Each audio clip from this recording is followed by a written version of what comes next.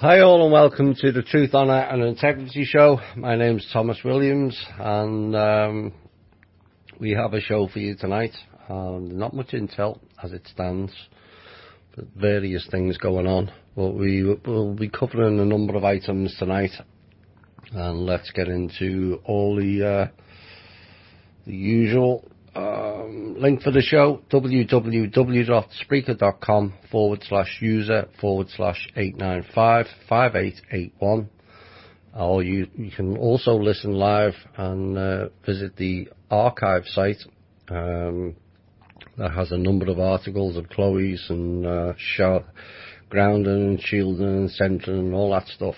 And Chloe's latest stuff is all on there at thinkdifferent.thepeoplesclub.org. We have the Facebook page, Truth, Honour and Integrity, and a Facebook social media alternative called MeWe.com, also called Truth, Honour and Integrity. But if you're struggling to find that, send an email to truth.honour.and.integrity@gmail.com. You can also send in questions for the show. Please try and keep the emails short. I am struggling for time. I do work full time and do this. So go a bit easy on the emails. And we have the People's Club donations website link, everything about the foundation on the peoplesclub.org. Lots going on. Awful lots going on. Some of it good, some of it not, some of it fake, some of it real, and no one seems to know which way to go these days. Well, maybe we'll cover a few things like that in the show tonight. Let's get into some of the news that's going on, of which there's volumes of it, particularly this week.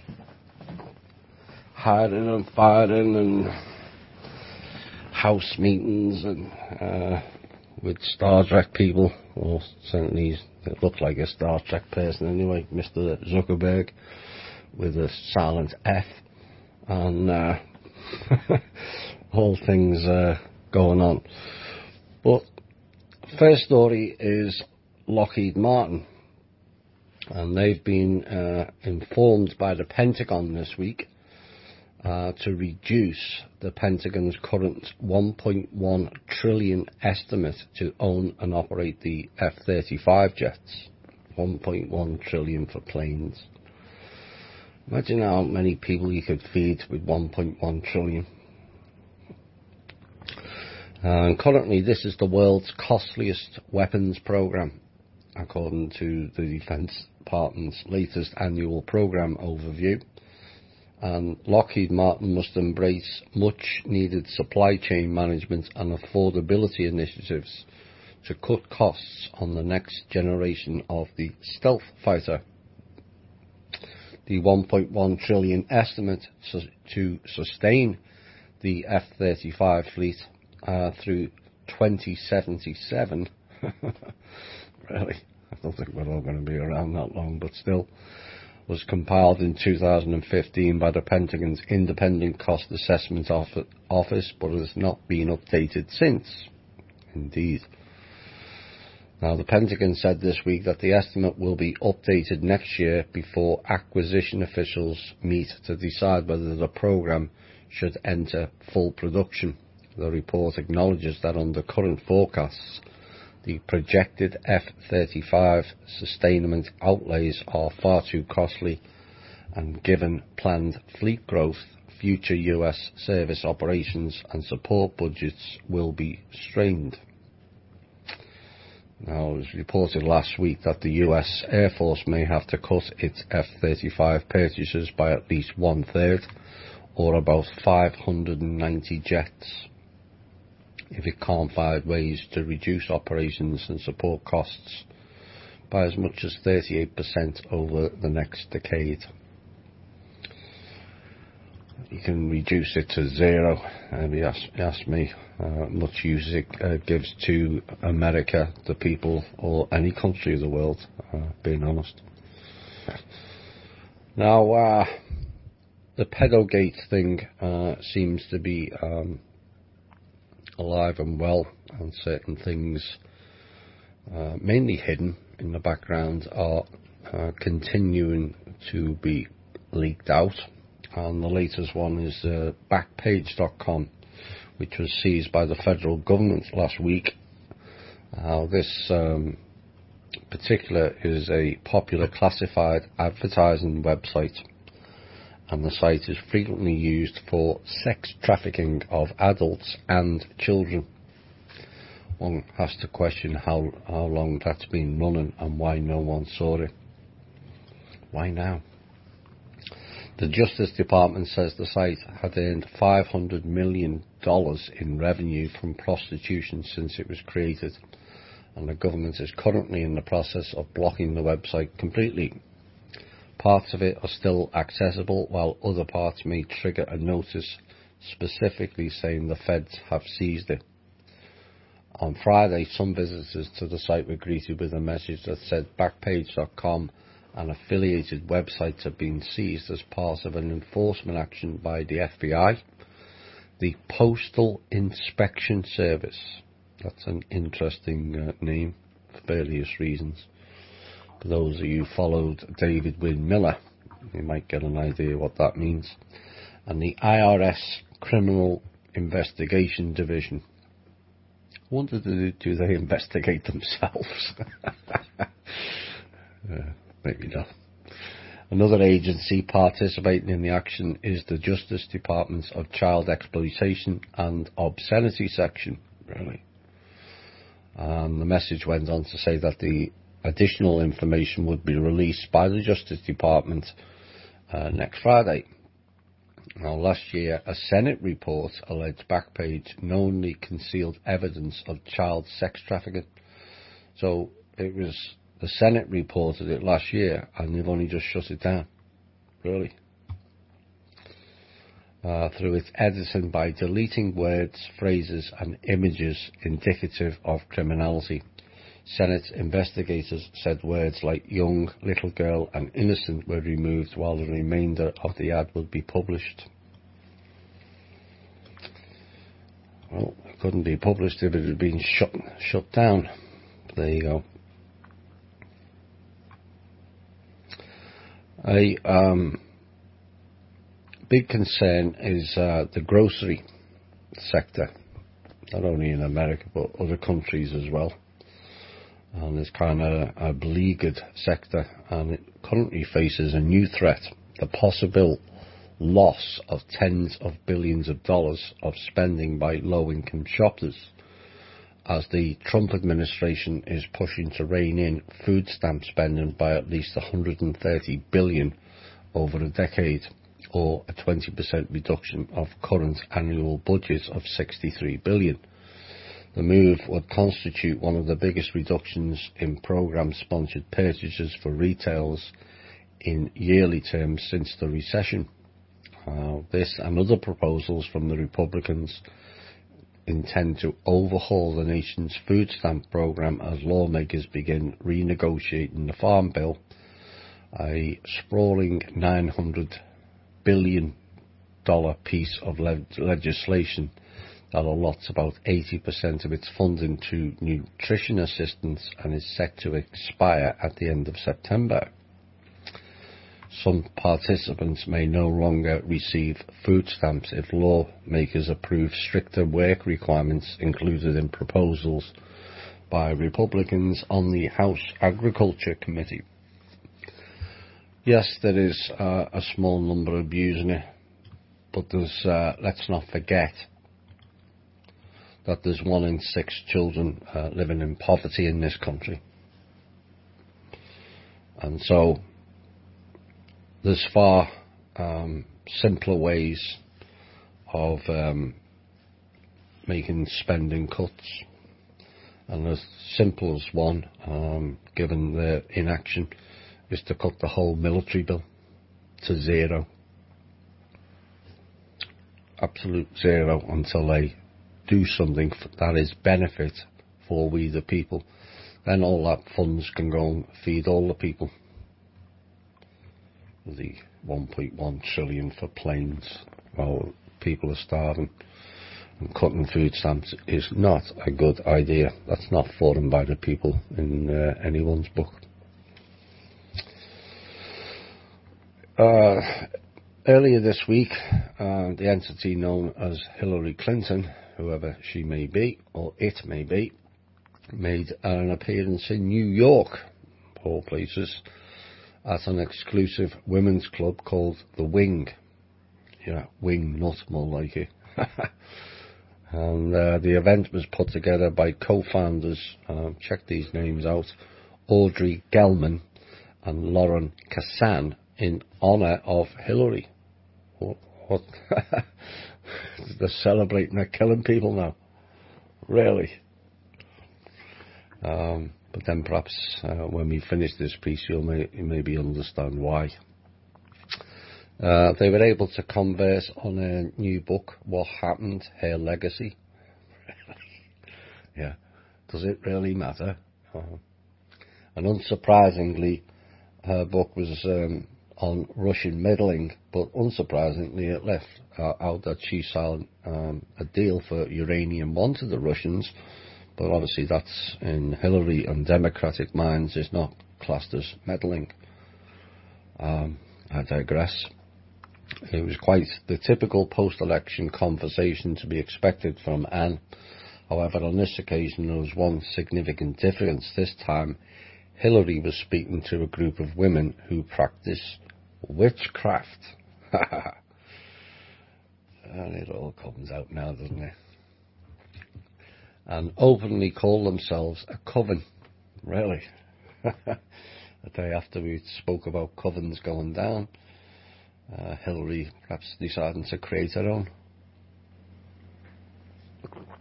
So, according to the Wing's Instagram page, we're a coven, not a sorority.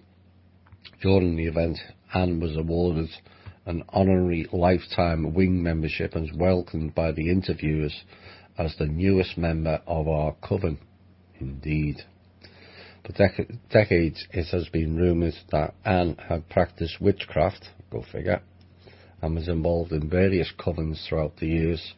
Most famously, former Clinton employee Larry Nichols described numerous times in which Hillary would practice witchcraft with a Californian-based coven one week, and the next week she would be going to church as if nothing happened. But until Anne lost the one-horse race election, there was thought to be a concerted effort to hide her visits to these covens, yet it seems to be joining self-proclaimed covens right out in the open and in the media. Once again, has little to say in the matter, and the Wing is fairly open about their organisation being a coven, though still somewhat subtle. Oftentimes they are simply referred to as an executive members only feminist club. Indeed. Perhaps members should, perhaps the whole of the alt media should expose them like we expose NXIVM.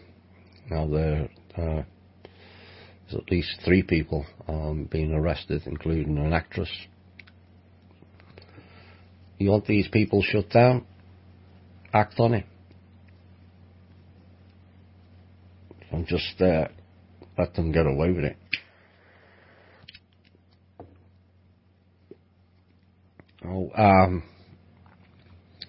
Last month there was a press leak that revealed that Google has been working with the US Department of Defense, no change there, on a drone program called Project Maven. Now, Maven is a Yiddish word meaning accumulator of knowledge, which is being developed to scan images in drone footage and identify targets. And prior to it being reported in the news, this project was unknown to even most Google employees. Even those who were working on different aspects of the projects. This is how they have accomplished so many things. even in the one organisation. You could be building a neutron bomb, but if someone's just making little plates and little screws and little wires and all the integrated circuitry, that unless they know what it's geared for, they have no idea, and then they just collect all the pieces, and the ones that really know put it all together. So you've got people who are working on these projects, and none of them have an idea of the consequences or what it entails. Compartmentalization at its finest in Google. And the company was so secretive about the project and kept their employees so compartmentalized that thousands of talented engineers had no clue that they were actually aiding a war effort. Yes, against their own people. Now, many of those employees are speaking out and demanding that the company cancel its work on the controversial program. And this week, a letter that was signed by over 3,100 Google employees, addressed to Google CEO Sundar Pichai, stated that they didn't want to be involved in the business of war. So we have the Google employees fighting back. Good.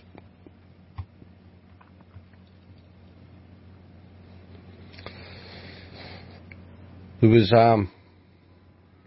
in the midst of everyone's, or lots of people anyway, having YouTube's blocked and all kinds of other stuff, being classed as fake news, and Facebook deciding which news is valid and which news is not. There was an interview by Abby Martin's Empire Files, featuring the journalist Max Blumenthal. Mr. Blumenthal was spotlighting rising militarism in Israel. And lo and behold, YouTube blocked it in 28 countries.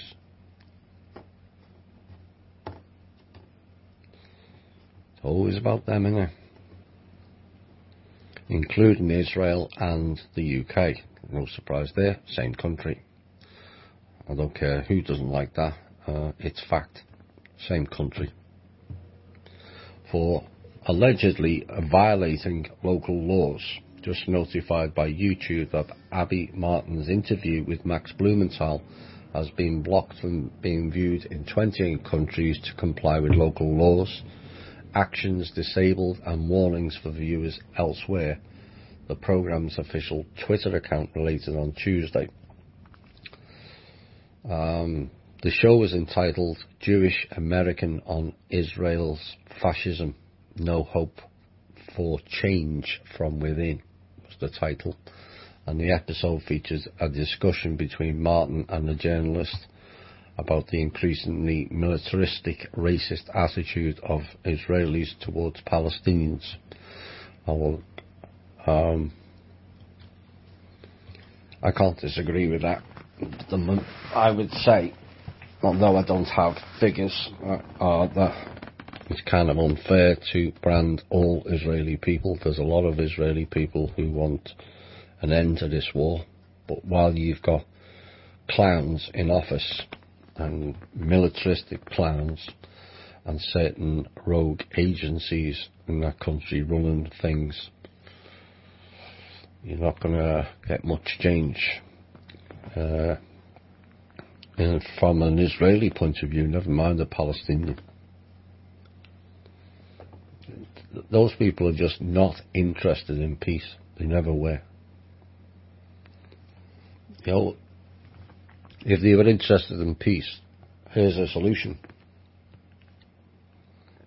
One that I mentioned 30 years ago.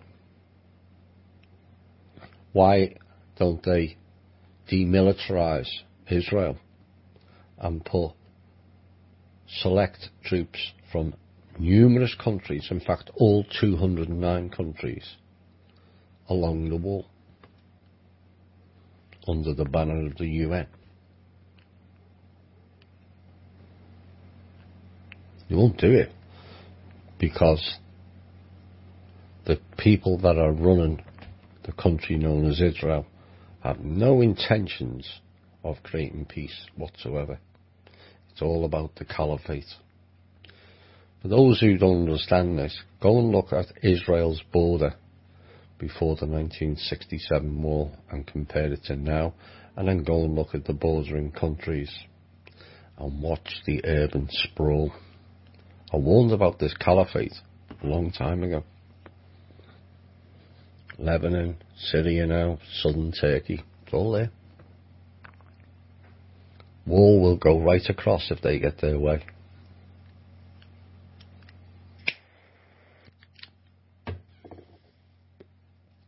Facebook, it's not bad enough. YouTube deciding what news is valid for us and what's not. Facebook has been badly exposed over the last few months, and it's been notified this week that it was in talks with top hospitals and other medical groups as recently as last month about a proposal to share data from the social networks of their most vulnerable patients.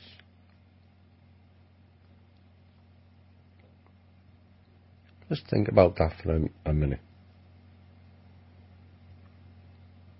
Why is a social media site involved in hospitals or medical?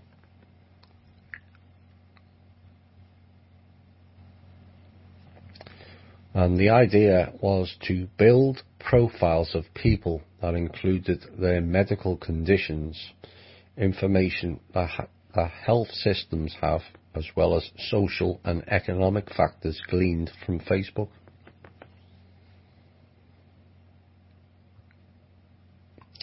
Facebook said the project is on hiatus so it can focus on other important work, including doing a better job of protecting people's data.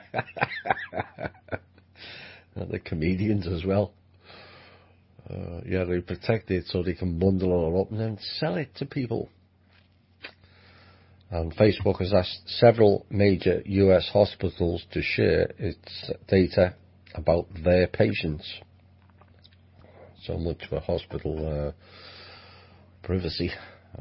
Such as illnesses and prescription information for a proposed research project. I thought that was a government thing to do, not a social media. Facebook was intending to match it up with user data it had collected and help the hospitals figure out which patients might need special care or treatment. Yeah, probably other ones Zuckerberg got balls on. Liars. The proposal never went past the planning phases, according to Facebook, and is being put on pause after the Cambridge Analytica data leak scandal raised public concerns of how Facebook and others collect and use detailed information about Facebook users. I've noticed Google's changing. I received an email today from Google that they're going to change the parameters of what people's data can be used or not. I suggest people actually go and view that and actually do it. Don't wait till after May the 25th. If you don't want your data going out, go and fix it. It's something only you can do. But don't come crying to people further down the line and going, they've been stealing my data, when they have given you an opportunity to turn around and go, you're not sharing it. Too often you just leave things like that, myself included. You know, you get letters from mortgage companies asking about send this letter back. I notice they don't do it on an email where you can just click on it and go, no, I don't want. It's always that little bit extra. You've got to put a stamp on it and go and post it. And most people go, I can't be bothered doing that. And then you face the consequences of it. Another item on Facebook, the Apple co-founder Steve Wozniak is shutting down his Facebook account altogether as the social media giant struggles to cope with the worst privacy crisis in its history. In an email to USA Today, Wozniak says Facebook makes a lot of advertising money from personal details provided by users. So they're making vast volumes of money on your information. I don't recall them sending me a check. Rumour has it there's going to be a class action lawsuit. That will be the way to go. And it'll probably end, if it goes through, and the projected payout being somewhere in the region of $17,000 per head. That will end Facebook once and for all. That's why we set up MeWe. And he says all the profits of Facebook are based on the user's info, but the users get none of the profits back, and so he's cancelled his account. Where are we? How many got to go on? Okay. FBI this week raided the offices of Michael Cohen, a long-time personal lawyer of US President Donald Trump, and the law enforcement acted on a referral from Special Counsel Robert Mueller, who's investigating suspected Russian meddling in the 2016 election. Is it just me, or didn't they say there was no evidence about 2 months ago? Oh well, it's that time loop again, and Mandela effects. Officials in New York seized privileged communications between Mr. Cohen and his clients, and his lawyer said in a statement after the raid, the documents regarding a payment to a porn actress was also seized, and the US and Mr. Cohen, who has come under increasing public scrutiny since he admitted to making a $130,000 payment to adult film star Stormy Daniels. They're trying to get him on campaign donations. Scotland Yard admitted yeah, you remember the Carillion, that's the British government services company. America has Serco and others running government services. Carillion went bankrupt, and I said you will see the effects of it. Well, here's one of them. Scotland Yard, which is a bit like the FBI in America, admitted it has run out of the detectives to investigate murders, as 6 teenagers were knifed in just 90 minutes in another blood-soaked night in the capital. Apparently things are getting really ugly in London at the moment. And the force was forced to call in neighbouring City of London police to carry out an inquiry into a killing in East London this week. And it took the highly unusual action as the capital's soaring murder toll has now hit 55. Metropolitan Police Commissioner Cressida Dick, perhaps I should have saved that for the right before the first music break, you'll find out why later, admitting it was a very worrying time as she was forced to deny officers had lost control of crime. And more government services.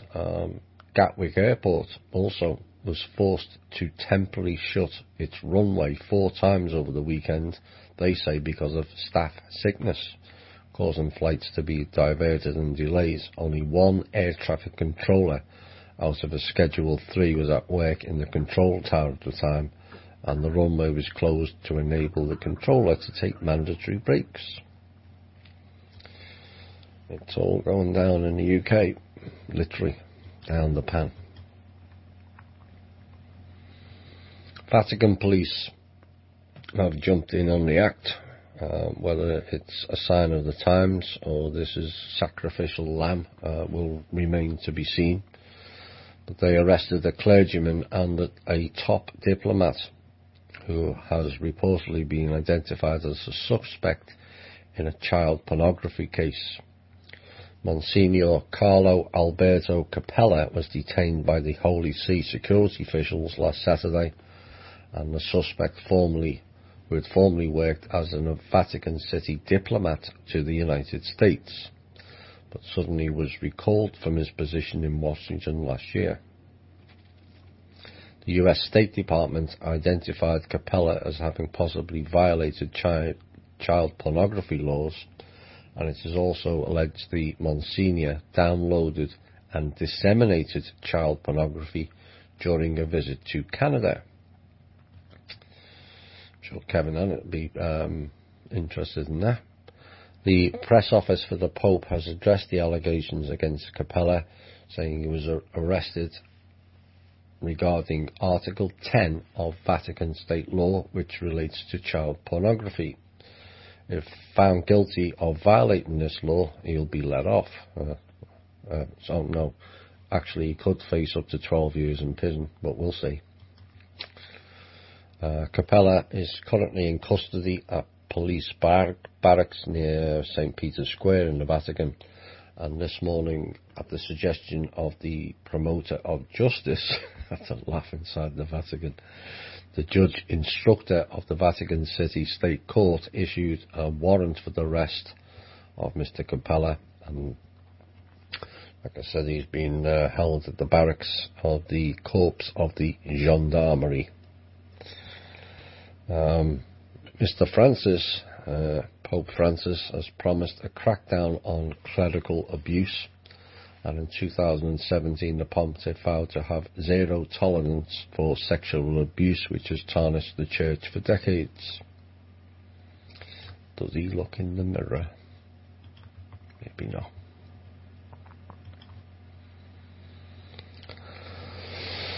Washington next.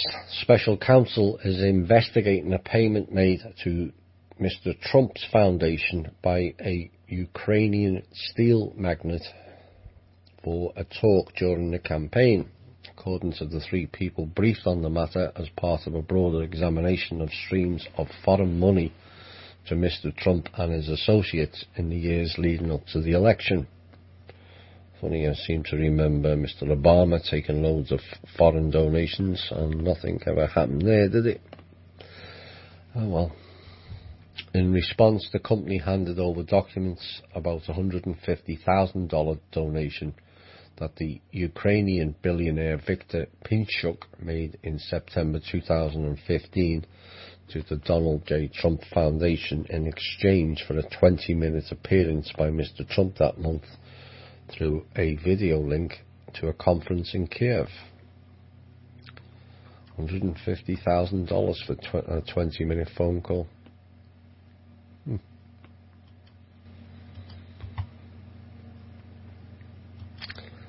Zero for a 3-hour show each week. I think I'm in the wrong business.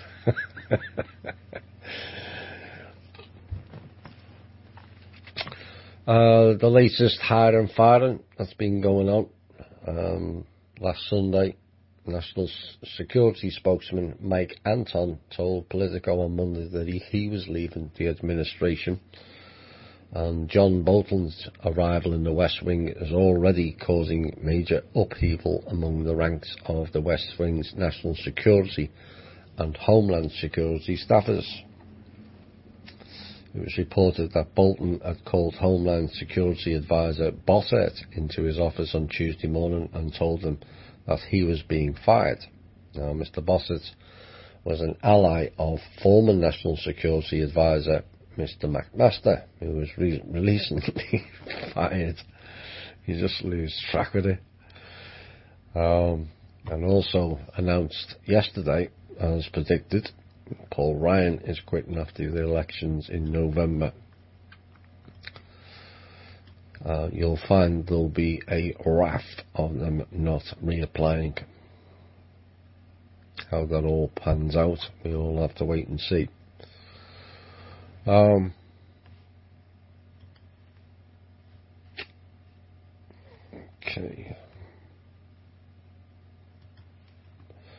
A senior United Nations official has claimed that Syrian rebels may have used chemical weapons against the government forces. Carla Del Ponte said evidence from casualties and medical staff indicated that rebel forces in the civil war had used the deadly nerve agent sarin, not the government. Oops. Our investigators have been in neighbouring countries interviewing victims and doctors and field hospitals, and there are strong concrete suspicions, but not yet incontrovertible proof of the use of sarin gas. This was in an interview with a Swiss-Italian television, and this was use on the part of the opposition, the rebels, not by the government authorities. Of course, it is all played out which country's military decided to act while the confusion was ongoing. And which country did decide to act while all that confusion was ongoing? Well, you guess it. UK proxy country Israel decided to bomb Syria as well while all that was going on. And yet, I don't hear the outcry over that. But that's all okay according to the media. It was Assad. Yeah, right. You tried that a few years ago and that stitch-up job failed then, and it will fail now. They seem to think that we're all stupid, all have memories like a goldfish.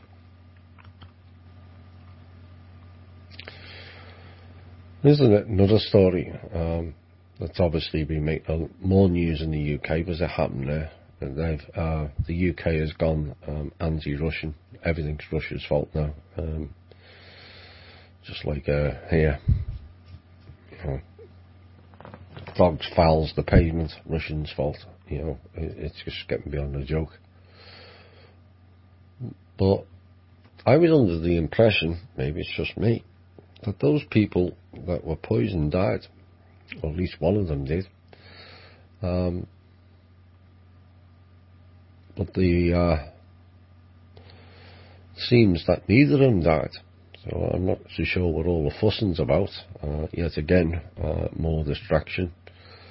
But Yulia Skripal, who was the poisoned daughter of Russian ex-spy Sergei, has been discharged from hospital this week, and the 33-year-old left Salisbury District Hospital on Monday and has been taken to a secure location.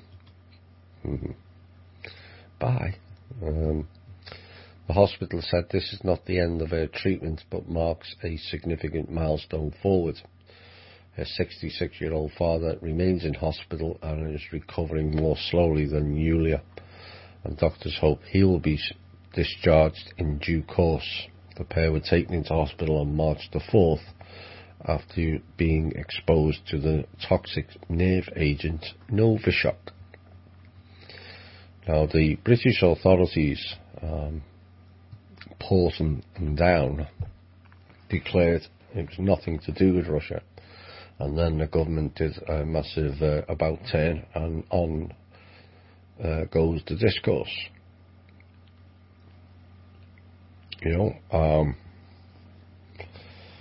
Seems to me they're just creating all kinds of events in the media where people have no idea what's going on anymore. It's counter and counteract with the same news. Assad did it, no, it was the rebels. No, it never happened. Yes, it did. The Russians poisoned them. No, they didn't. It was someone in the UK. But that doesn't fit the agenda, so let's blame the Russians. Let's ignore the doctors, and let's ignore the military research that did the testing on the nerve agent. And it didn't come from Russia.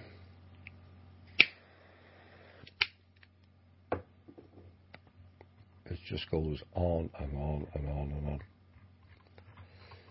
Right. Should I put a piece in before top of the hour? What's the first piece? No. We'll have a music break. and then some indirect intel, but no, there is no, as it stands now, there's no intel for this week. People are rather busy.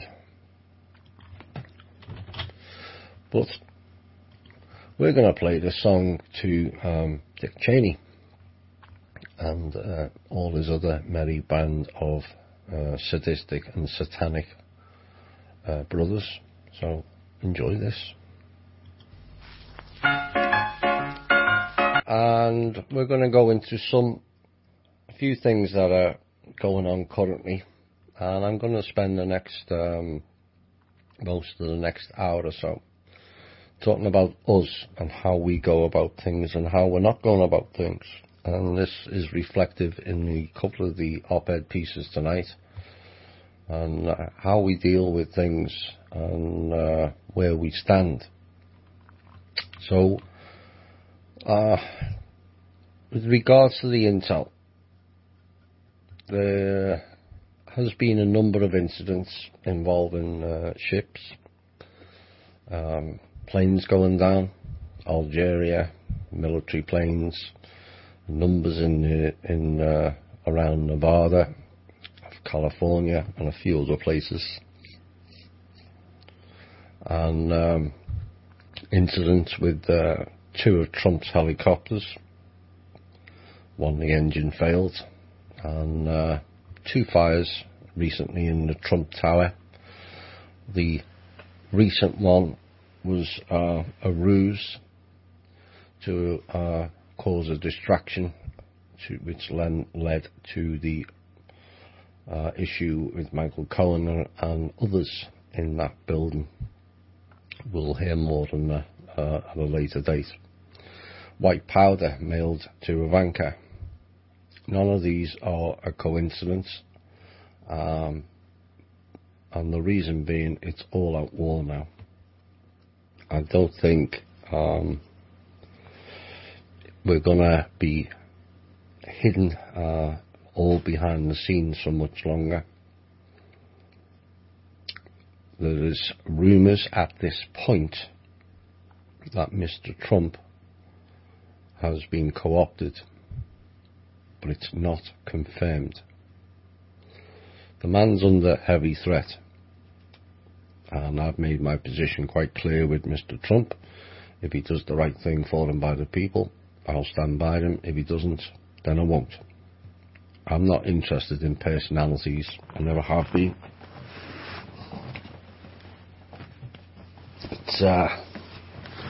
There is some disturbing information that's come out this week. Obviously, the Syria thing, which I'll cover shortly.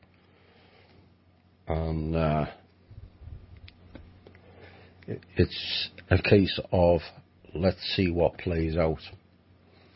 But things are literally on a knife edge for so many things now. Be it war, be it going forward, be it going backwards. It's getting down to the serious business and literally the end times, however that may be. Now, for those of you with a nervous disposition, the end times doesn't necessarily mean the biblical BS. It can be the end of an era for the control system and a new beginning for us. That's all still on the cards, but there's some serious concerns in the past week of decisions that have been made that are not appearing to be beneficial for we the people. I won't ignore it. I just won't. Like I said, I'm not interested in personalities, I'm not interested in parties, I'm only interested in people who fight the good fight for the people only. Now, it may well be all part of a strategy, and there is a lot of strategic games going on. The fact that the intel has not been released this week may be indicative of that, because everything is very fluid. It's the best. I say there's threats going on. Death threats are continuing on the team, and also offers to step down. Huge financial offers to step down. And I may cover that later. Now, people with reasonable memories, I think it was said last week or Drake time 2 weeks ago, where I stated about certain appointments being made in the Trump administration and how it would play out. Perhaps this next piece is indicative of that timeline that I gave out and all fits in. CIA Director Mike Pompeo did not disclose last year that he owned a business linked to the Chinese government-owned company. And Pompeo, who was recently nominated by Trump to be the Secretary of State, failed to disclose his business ties to a Chinese government oil and gas company in the questionnaire he was required to fill out to be confirmed as the CIA Director by the Senate. That omission could be an issue for him during his confirmation hearing before the Senate Foreign Relations Committee today, which I haven't had time to check up on what happened. And senators did not bring up his links to the Chinese government during his confirmation to be CIA Director last year. He was confirmed by a 66-32 vote, with 14 Democrats voting in favour of his confirmation. So maybe that fits in with the graph of how things are playing out. Now, with regards to, there's a lot being said about Syria. I've covered some of it. Some are saying it didn't happen. Some are saying it did. Some are saying it was the Syrian government, Assad, and others are saying it's the rebels. And unless you're kind of on the ground, I don't think anyone really knows. But I'm more concerned with the rhetoric coming out of the White House, and this is what's raised concerns about Trump, whether he's been threatened or blackmailed to be coerced with the rogue elements. If not, then with regards to the threat of all-out war and raining missiles on Syria, I will remind people that Mr. Trump said exactly the same in regards to North Korea. And nothing happened, did it? What did happen is North Korea met with China, North Korea met with the South Korea counterpart for the first time in at least 2 decades, if memory serves me correctly. And they're talking about reunification. So at this point, I would say do not fall for the fear porn and propaganda just yet. But always keep it in the back of your mind. Now, an update on the wall piece, which disturbed some. But further information has come out from Amnesty International this week, which reaffirms what I said in that particular piece. Is an investigation found that 80%, 4 out of every 5, of women and girls crossing into America by the way of Mexico are raped during their journey.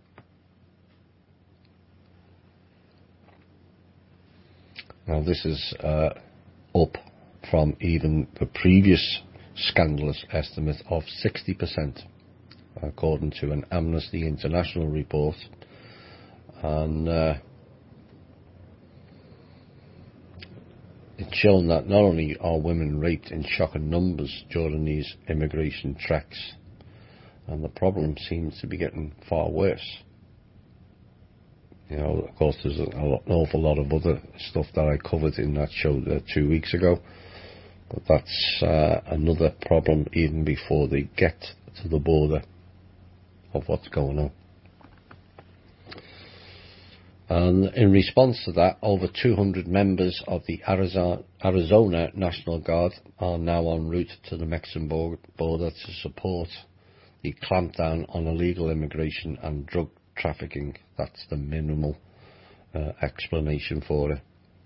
Defence Secretary James Mattis authorised the deployment of up to 4,000 troops to the border last Friday following an executive order from Donald Trump.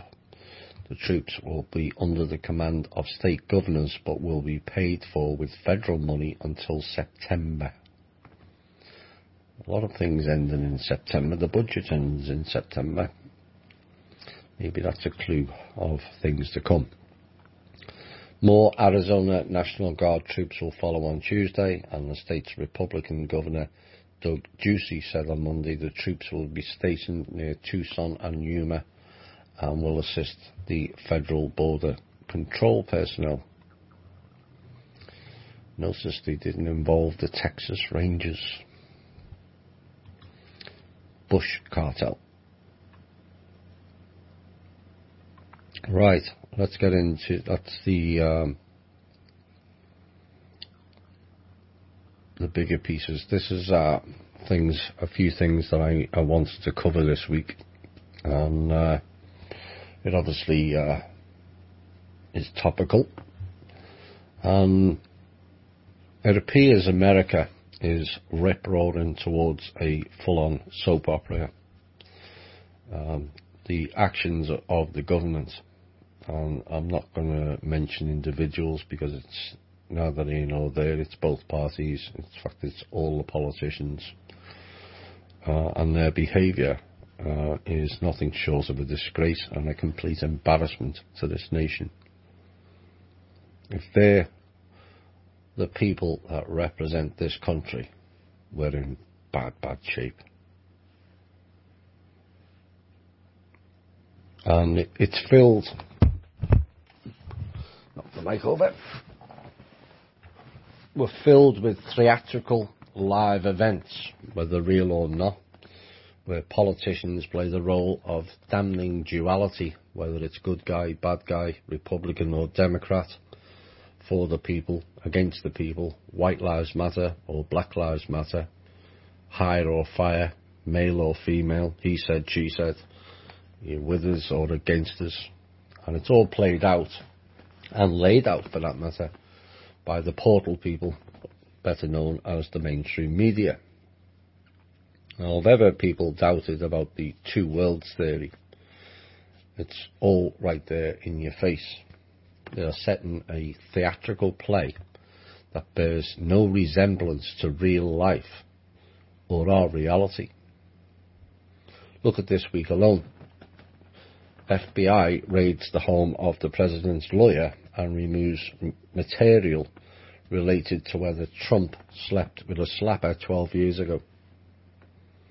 I mean, what in the name of Satan's portion has that got to do with running a country for and by its people? Nothing.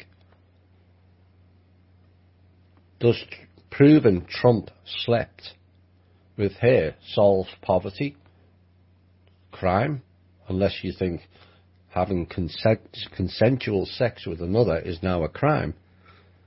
Does it solve homelessness, corruption, fraud, or the 350,000 children that go permanently missing or die of malnutrition every single week?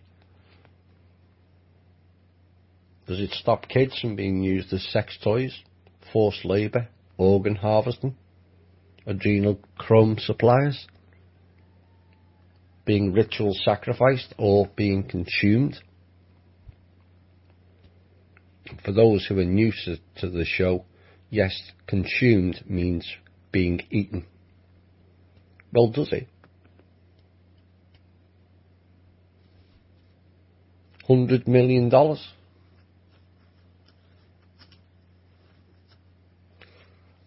Show me a single person in power that hasn't abused their position and garnered sexual favours, be it male or female, and I'll call them a liar. Unless you look like Dianne Feinstein. They've all done it. The key is how many have done it with children, not who's having extramarital affairs. It's not new. It happens every day within our own communities. People having a bit on the side to spice up life or for whatever other reason. But since when does it become an over $100 million investigation that started off with all things Russian is bad and ended up with a voyeuristic witch hunt?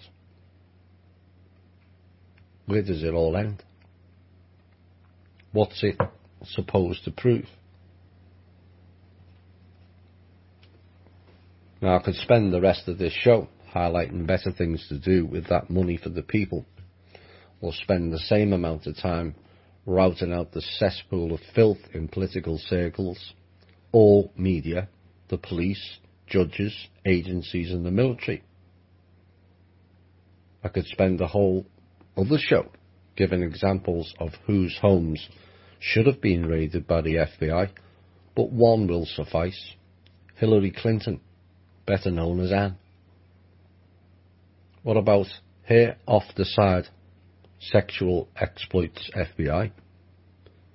Huma Abedin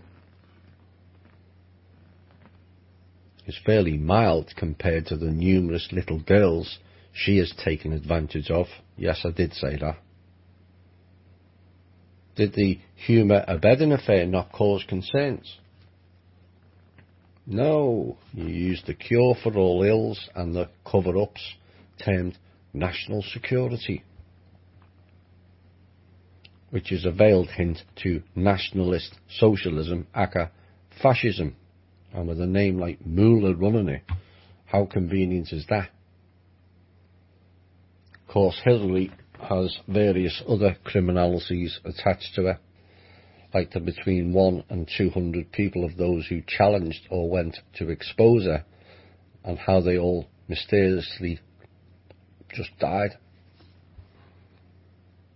Or like how she signed an agreement before the election took place to sell all of America's current and future in-ground assets, figuring she'd already won the election and let's not wait around, she just signed off on it. Where was the FBI when that took place?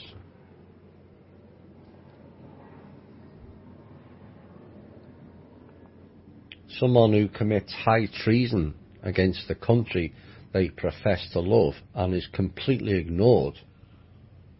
But someone sleeps with a rather loose woman 12 years ago is valid enough to waste vast sums of our money and vast resources to do what, Mr. Mueller? Impeach the president for having sexual liaisons 10 years before becoming the president? Really? I recall a former president doing it right in the very office, not only office of power, but actual White House, and being impeached. But of course, you and I both know, Mr. Mueller, that wasn't the real reason Bill Clinton was impeached, was it? No. Like Trump last week, threatening to pull out of the troops out of Syria, Bill Clinton refused Tony Blair's request to invade Iraq in 1998. Didn't report that, did you? Bill Clinton was forced, against his then wishes, to invade the country then known as Yugoslavia, now known as Serbia.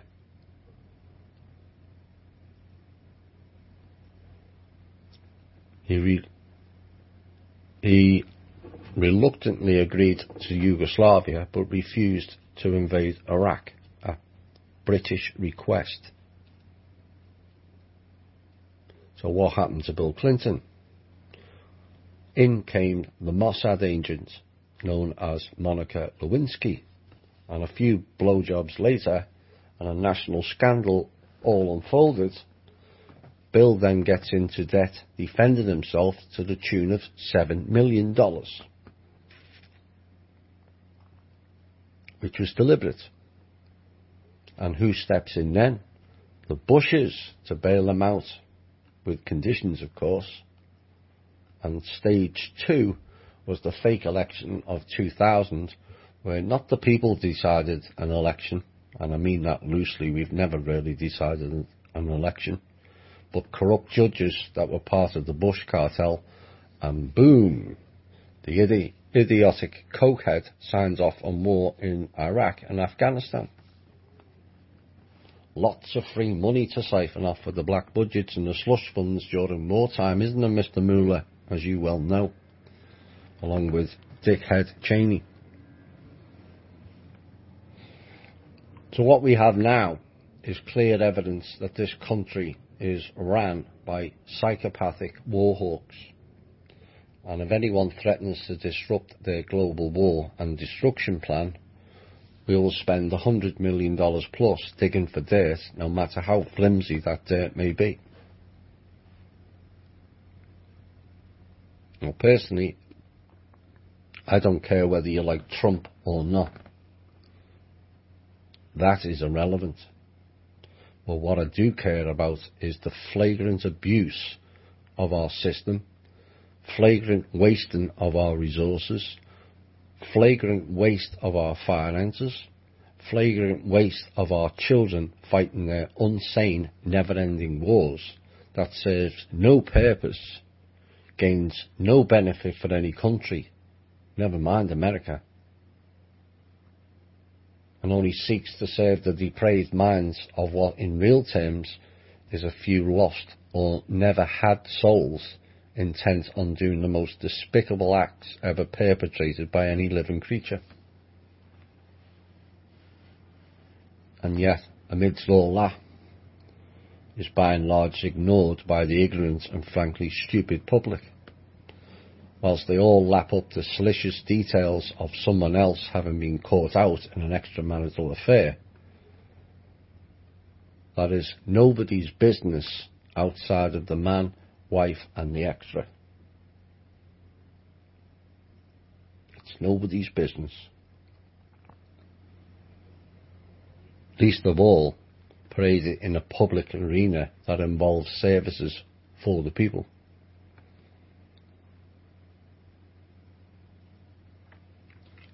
But until people deal with their own shadow sides, this type of voyeurism of watching and salivating at someone else's slipping up or making a mistake in their lives, so it covers up their own mistakes and failures, then this tragic theatre show will continue to run, and we'll have sequel after sequel after sequel after sequel. Now, at the beginning of this piece, I mentioned the duality choices we have been given. That's all you have. Another limiting program like the word normal. Too many have forgotten there is always a third choice, your own. Even people in the awake community miss that. I don't know whether to vote for Trump or Hillary. Why? Why accept that choice? Vote for neither. But you can't do that, wasting a vote. But you know, it's not an election, it's a C-election. So it doesn't matter whether you vote or you don't. They just invite dead people in to vote. Or they have counties where the turnout is 140%. And you still think your vote counts? Not really. It only counts when you elect who you want, not what they give you. So it's your choice, your free will, your own mind. And are you going to sit there like you are in some giant pharmacy store waiting to be given your latest dose of poison theatre, or get off your knees and say, fuck you to the system. I want my own choice, I want to exercise my own free will, and I want to use my own mind. I want a better world for all, while standing in my own sovereignty and personal responsibility. And my answer would be, do it.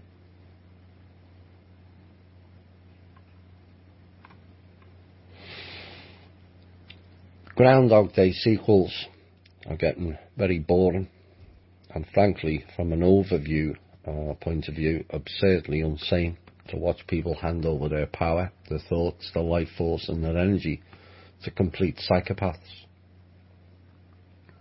Talk time is long over. It is actions that are required now, and we need millions to remind the so-called authorities running this country, enough is enough. And if your first thought is, what can I do, Thomas? Think again, please, and exercise your mind and your free will. You just have to wake up and use it.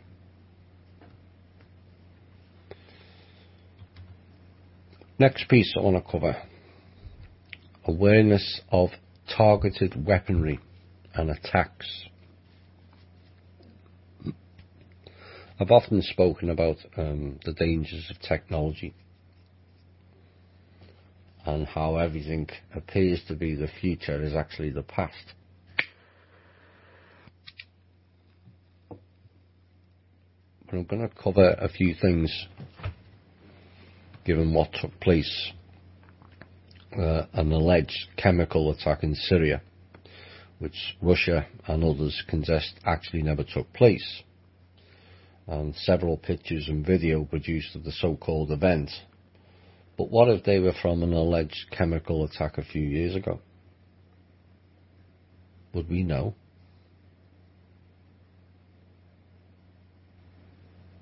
Is it a coincidence that that particular attack comes the week after Trump threatened troop withdrawal in Syria? You know, the cabal and the neo-hawks in Washington, along with the psychopathic Zionists in Israel, are desperate to keep wars going or start a new one. Desperate.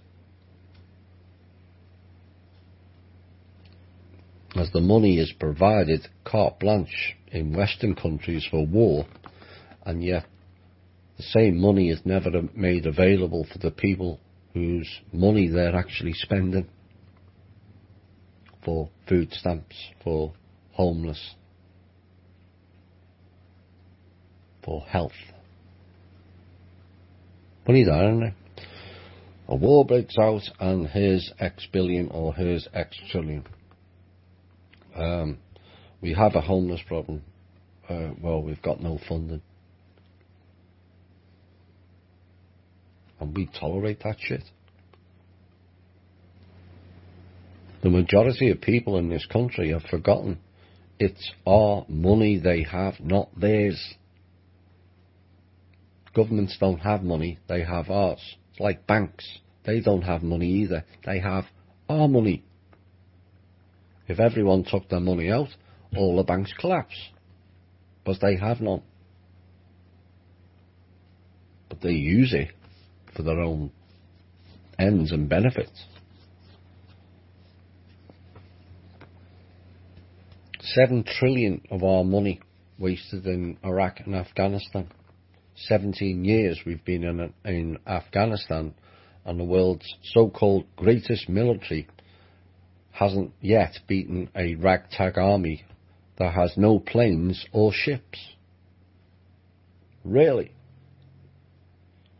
In anyone's book, that is a catastrophic failure, and long past time the heads of the top brass of the military should have been fired for basic incompetency. Greatest, largest, most expensive, most technological military in the world, And 17 years they haven't beaten a ragtag army. And no one got fired for it.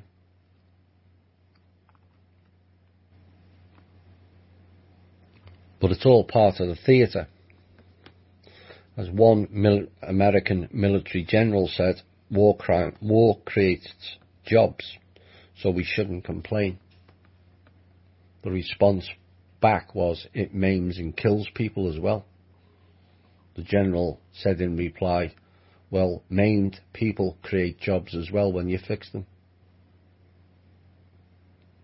Spoken like a true saint, devoid of compassion, empathy, or anything resembling a true human organic soul.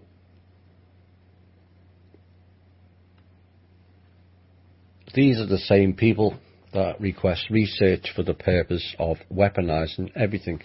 They have a plethora of attacks available to them that would shock most people, and this is the purpose of this piece. There's various kinds of nasty germ-laden modes for all types of warfare. I think some are fairly familiar with them now. Obviously nuclear is the most common one, but they also have neutron bombs that can do specific things.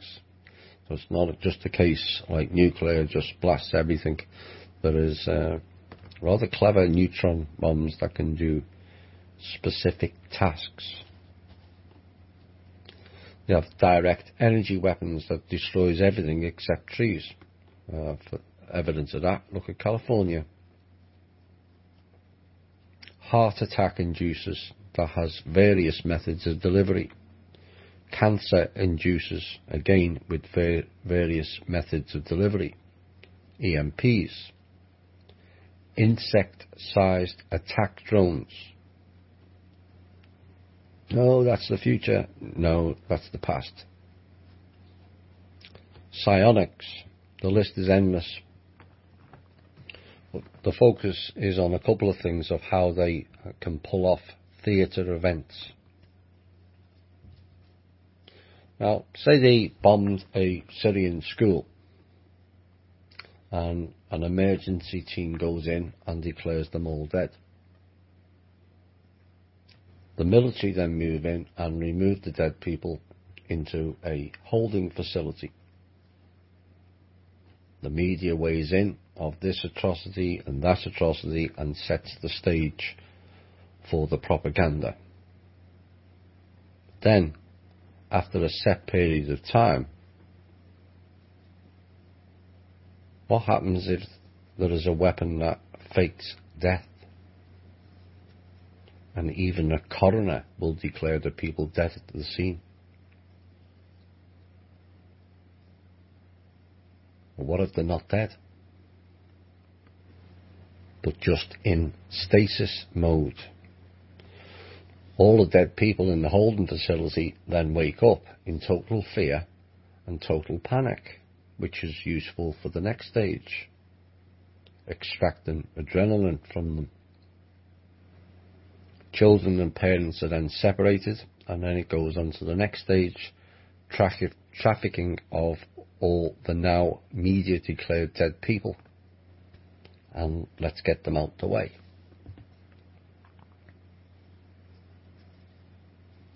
Now what happens after that is what's been happening on our southern border, which I outlined rather graphically in the wall piece. But what about the family or friends of the dead people? Wouldn't they want to see proof? Yes, but it was declared a chemical attack, and so declared dangerous to view your dead child or loved one. An all too convenient cover. And this is not a scenario of possibilities. This is what really takes place in this insidious plot that these psychopaths are playing out on us.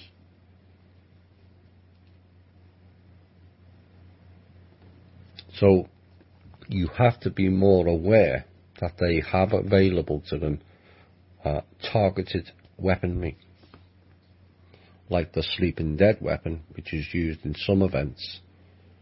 And for those who remember the series The Event, it shows you exactly how that weapon works.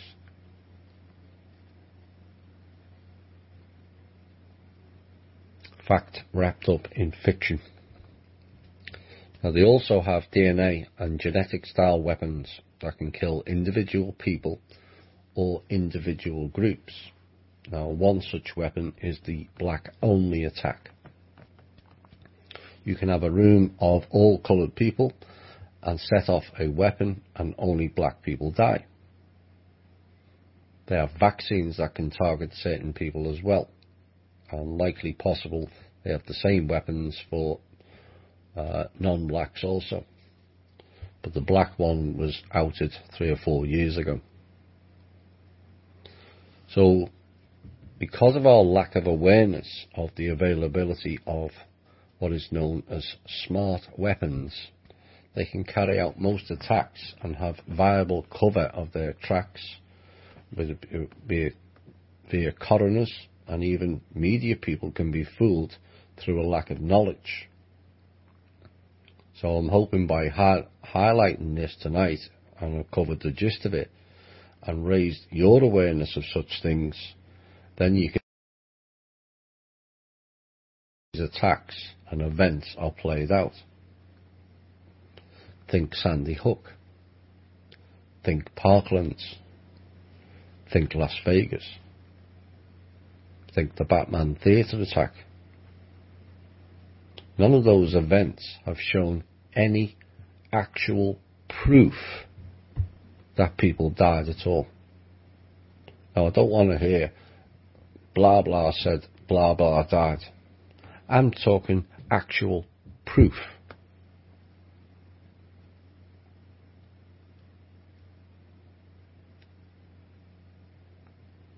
Or at least in the manner it was put forward.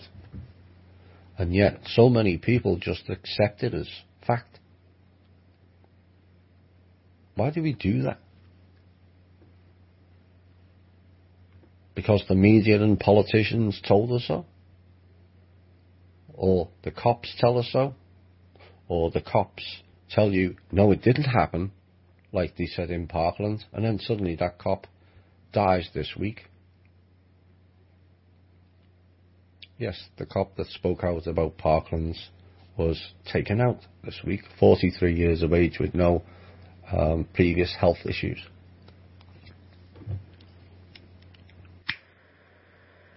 What? That's all a coincidence. Yeah, right.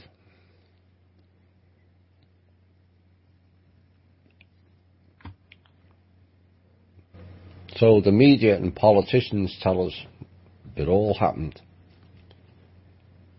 And the question is, why do the people, or do the people, trust them two professions?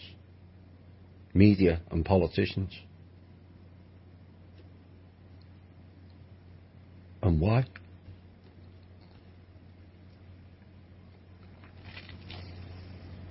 Why should we trust anyone or anything unless we were actually at that event and saw things for ourselves? Only then can he have some assurances of what is the truth or what not. Notwithstanding stage events that look to all and sundry like real events these days, but with the question in mind and digging deep enough, you will find the discrepancies in all the narratives.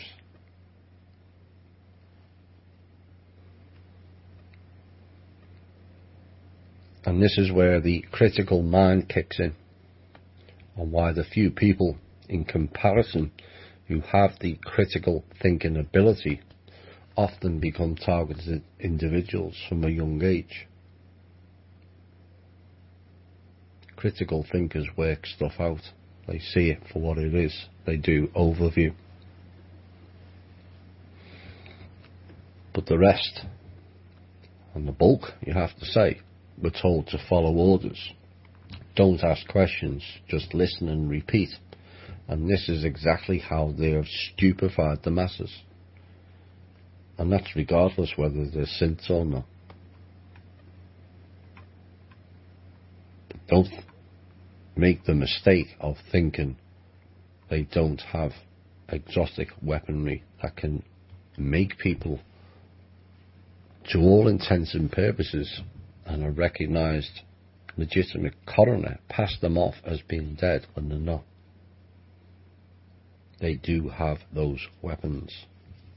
Basically, they're in stasis. Everything shuts down, and then they fire them back up if they have use for them.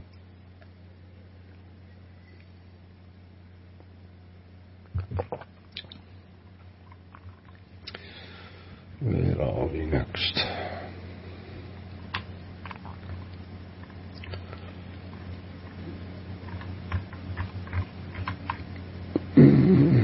Yeah, let's go with this.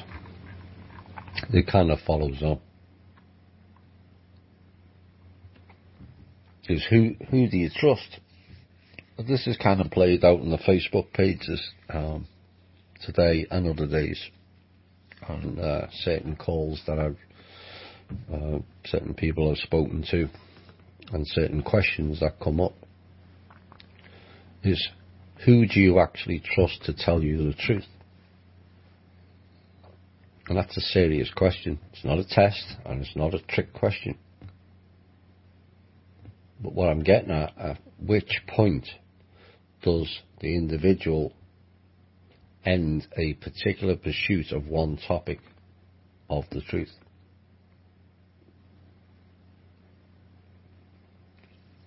Which person's version or which organisation's version is the absolute truth? Do you know?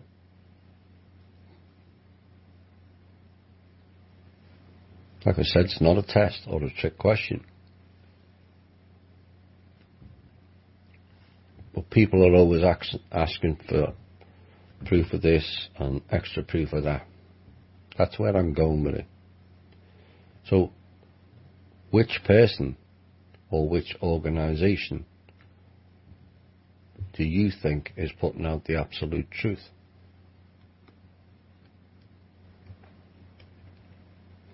Is it God, the Lord, a priest, politician, a news channel, an alternative media host or speaker? The question is, which is it to be? Because seriously, I would love to be given that answer. I answer questions all week and each week. But that is one particular answer that I would like back. Who is the ultimate source of truth in your mind?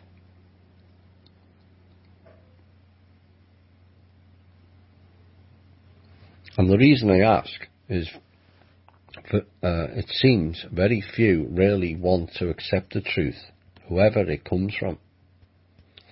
Always want an extra proof in a field that this show operates in. That extra proof is hardly forthcoming when you're asking, basically what you're asking for is presidential level documents.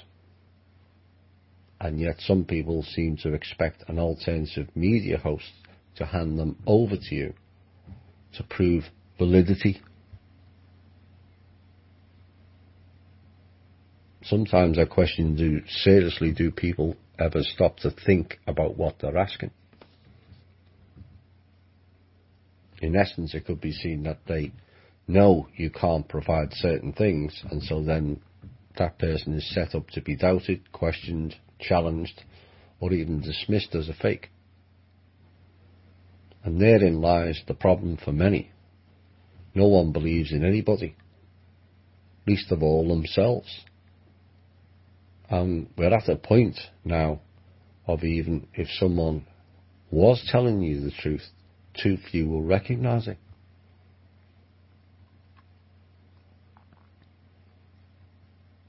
You know, in a world where most things are fake, and the few who try are subjected to ridicule, ignored, threatened, or asked to provide endless streams of proof that has no ending, and people wonder why so few stay the course, or they end up quitting or being co-opted. Far easier to step out of this than to stay in it. But the problem is the people themselves. Perhaps some don't really want the truth, as then they would have to show personal responsibility. As heaven forbid, some may have to do their own research and work things out for themselves. But from my perspective, it's frustrating putting tens of hours in each week for a show and the 2 pages to have people ask the same shit that has been covered multiple times. Because they can't be bothered to listen to the show, or they do listen and not bother to absorb or process the information. And then somehow expect me to spoon feed them on a daily basis. It's not fair. It comes down to your own personal responsibility, and it's a lack of trust in the self. It's not about me, it's about you. Well, you announced the sovereignty, but we need somebody else to announce it. That's what I'm getting at. What if somebody else announces it and some people don't like that person?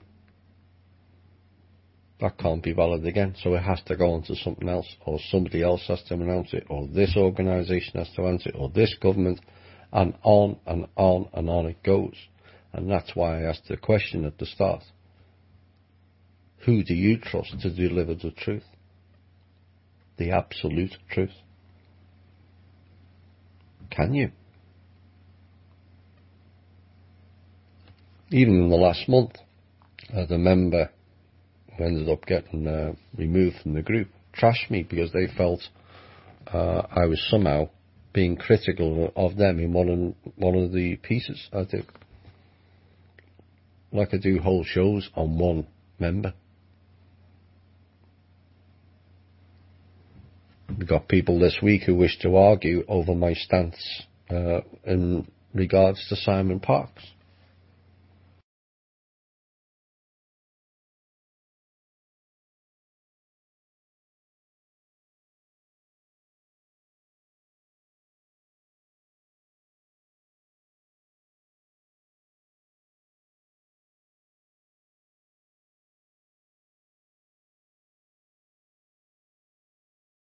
As you get back, she says she's a judge, but where's the evidence? Says she's about a lawyer, but where's that evidence? Talks to God or Yahweh.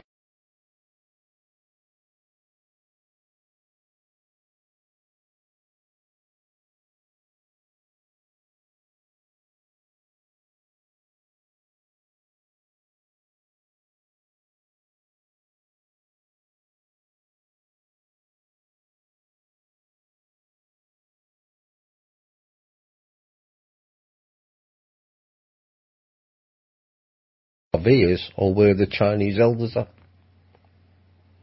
Well, you know what, Thomas? Just ignore all that, as we don't want infighting. Well, I thought you all wanted the full truth, not selected truth that doesn't disturb your own personal bubble. So I'll ask again, under whose banner and which platform would the truth be acceptable for it to be fully believed? It's a far trickier question than you realised. And what I'm trying to get is people to see where they're going on their own basis.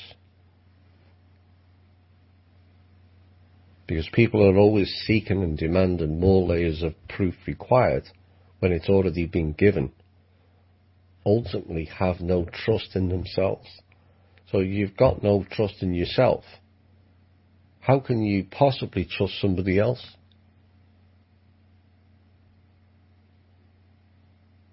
And that's why you never grasp anything. That's why you never get anything.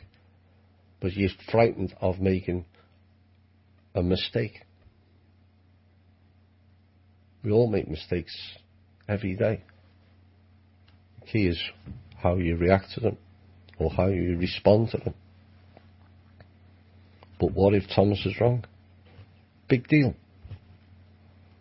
Drake was wrong, Keenan was wrong, Anna von Reitz is wrong, and all the RV people were wrong over 1,000 times. But people still listen.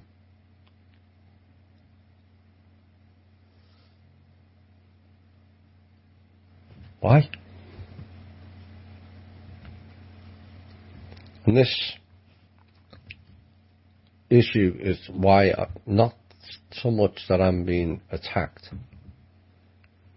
I can deal with that in most cases. It's who people trust.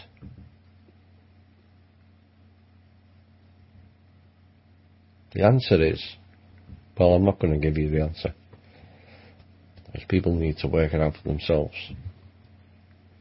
But it would be interesting to see who comes up with the answer.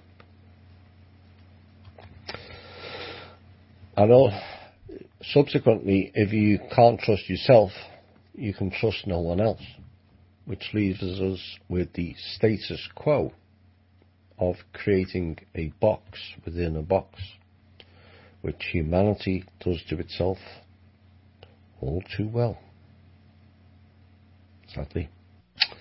Hi all and welcome back. That was Man in the Box, which humanity far too easily creates its own boxes. We have enough of the bigger boxes, be it constructs and the ones the Cabal play games with, but too easily it is shown how we create our own boxes as well. You can't carry on wanting proof upon proof upon proof upon proof upon proof. There has to be an end goal somewhere. Who is that end goal? That's the key. And I'm going to say one more thing on Simon Parkes, and then I'm going to move on and forget about Mr. Parkes. If people want to follow Simon Parkes, be my guest. Personally, I've not listened or read his stuff for over 2 years, as to me he offers nothing. Yes, occasionally he throws in some truths, but are we that desperate and morally bankrupt for information to, 1, ignore his obvious background connections, 2, the fact he's ripping off his own followers by charging for sessions and making money demands eerily reminiscent of Corey Good, and then to find out that he astrally rapes his female clients due to his abilities. The man admitted it, for Christ's sake, and then did about turn and blamed his father, who people will know as the Lord in the Bible, is actually Anu, the Draco King. We really trust the alleged son of a Draco King to deliver intel in the right manner. Really, you can't make this stuff up, and yet people defend him. Go and speak to the females. He's damaged, and then come back and defend him. But if you want to follow Simon Parkes, fine. Just don't do it in my backyard, as this host is just not buying it. I have and do set higher standards of morality, and I'm not going to lower myself to those levels of coercion, no matter what he puts out as information. The astral realm. I'm going to do a piece. In fact, both of these next 2 pieces are kind of related, but it's not to be dabbled with. I've listened to many people over the last 5 or 6 years, both as a show host and a member of the then Universal Voice, talking about their visits to the astral realm, they're saying they've slayed this and they've slayed that, and it's all very admirable if it's true, but it shouldn't be treated as some sort of dick swinging contest. For those of you who are new to it, you have to tread very lightly, and here's why. The astral realm is fraught with dangers. It's riddled with entities who all want one thing: you and your soul essence. That's their only purpose. The only thing they can consume is your energy. That's how they survive.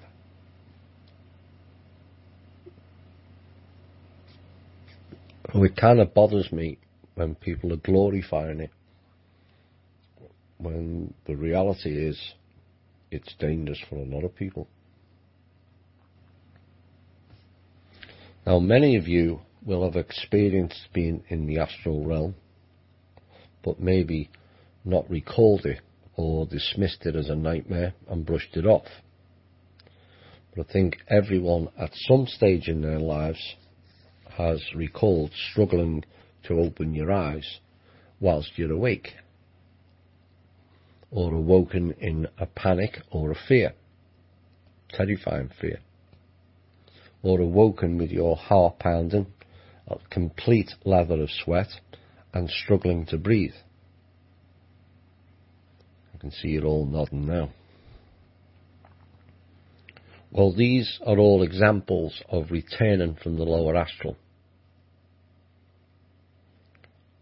Now, as mentioned in previous shows, various diseases also come via the astral realm, and the most common one being cancer. All nicely piggybacked onto you through a lack of experience or a lack of knowledge of what you're actually getting into, or a lack of personal development that has become stunted via various reasons, but largely due to a lack of mastery of the self, via unintegrated shadows and inner work having not been dealt with. It leaves you wide open. And you want to know why so many people die in their sleep? Because a failure of the spirit to get back into the safety of the vessel and its own PSI field. Eventually science will catch up with that fact. Now, when the spirit leaves the vessel at night, your whole body system shuts down to minimal levels. The brain shuts down, the heart shuts down, the blood flow slows. And the spirit returns only when the vessel is fully charged up, and then it enters back in. At that point is when you wake up from sleep time. But if the spirit is fleeing and the vessel is not ready and prepared for the spirit to return, and the spirit is fleeing demonics or some other entities, and is then forced to slam back into the vessel to escape death, before the vessel is ready, this can then lead to heart attack and overload of the system. But suddenly everything has to kick into gear far too quickly, and it becomes overload. Hence the waking up with your heart pounding and also struggling for breath, because the flow hasn't started.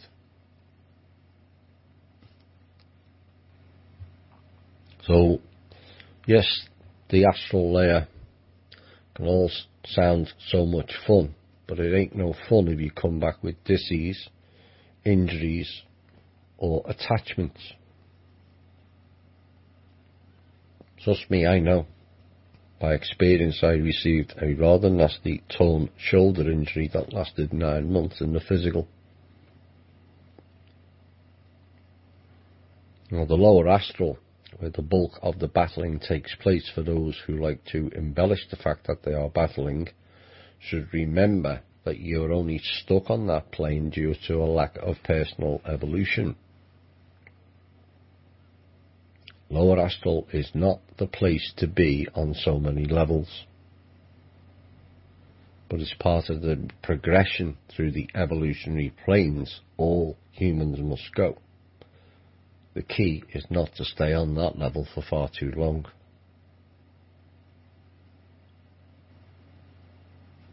If you progress your own personal evolution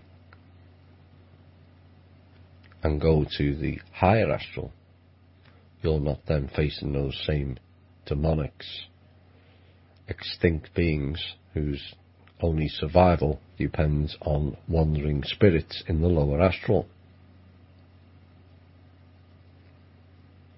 This is why the powers that be want us all stuck in the lower astral. Or they want us all killing each other, literally. You kill a person in any lifetime, drops you down your own personal evolutionary scale. You kill multiple, and you're stuck in the lower astral for multiple lifetimes.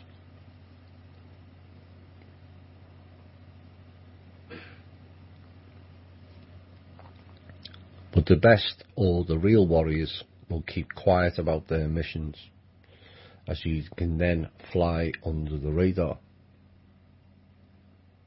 Ones who out it for various reasons leave themselves wide open for attack in both realms, and I'm asking people to think about it.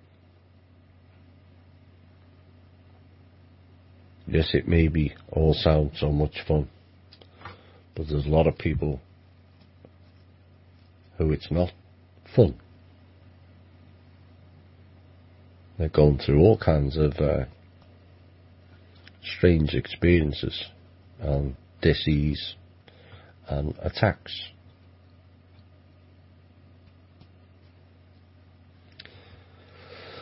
I'm going to read part of a post that was put in this week, and I'm going to leave certain names out, but I feel it needs to be covered. And it's about a person who's been attacked in the same way Simon Parkes has been attacking other women. And this particular person was being raped by the ones that growl. I know who she's referring to, since a child, and other paranormal things. Now, this particular other kid was 2 years old, but you could tell she was being messed with sexually. Around the same time, this person had become friends on Facebook with this so-called human being through the young girl's mother. And she started putting two and two together when things started happening to her as well. Seeing him in my home as well as my dreamtime and daytime visions. And when the child was 3 years old, we had some things happen to us in our bed that she talked to her about. So I went on the attack and called him out, and that's when things got really severe. Try telling anyone that an invisible man slammed you around the room and beat the crap out of you, or having the young girl scream when she's being sodomized in the bathtub, to name just a few of the details.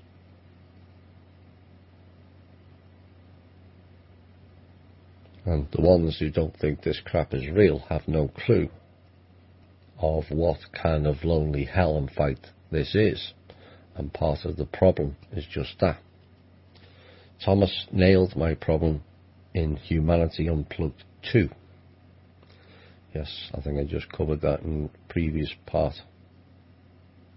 And I've got to say, my heart jumped out of my chest when I heard it.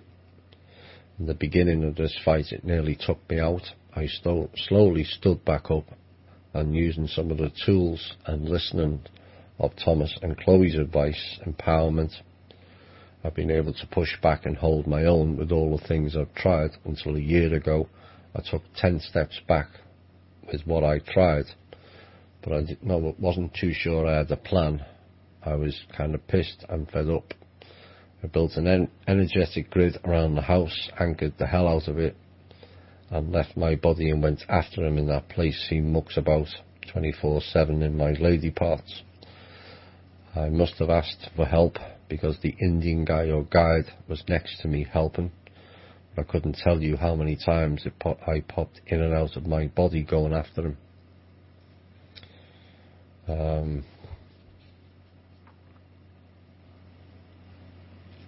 Well, this is kind of this kind of goes into other stuff that was done.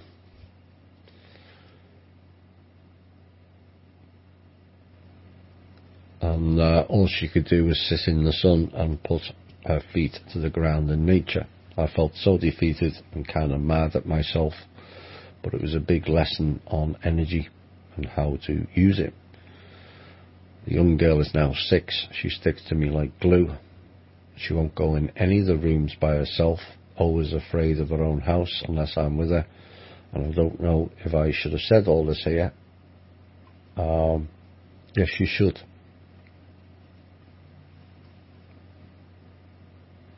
The person went on and said, I've been wanting to reach out to you since last year, and I'm still kind of struggling to recover. Things are still out of whack, but I want to thank you and Chloe. This is a fairly harrowing story. Like I said, it was posted in our group this week, and one that is far more common than people actually think.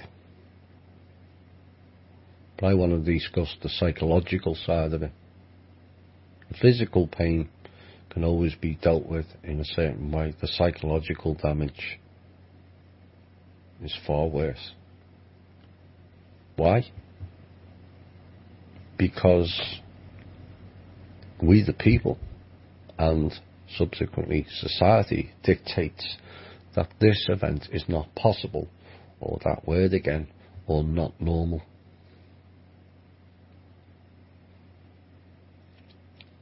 And it's something that festers within an individual for all of their lives. It's very damaging to the soul and also the physical vessel. But here's the problem with this scenario. A female in this case, but it has happened to males as well in our group. Who does the person on the end of the abuse go to or speak to?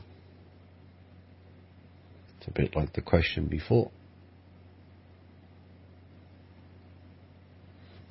Does the person go to her parents, a partner, friends, the doctor, or the police, knowing full well that it's unlikely any of them will believe them? Be honest.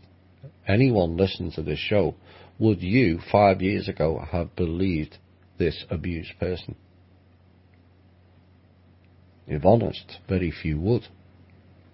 And the abusers know that all too well.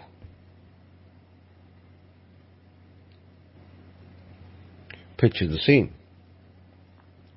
Person goes into the doctor's. I was raped in my bed. The doctor, did you see who did it? There was nobody there. Cue rolled eyes. Cue the doctor shuffling his papers about and writes down attention seeker or whack job. Doctor then looks for another clue and asks, how is family life? looking for an excuse for the abused person's utterance. And no matter what the abused person says, no answer will satisfy those told.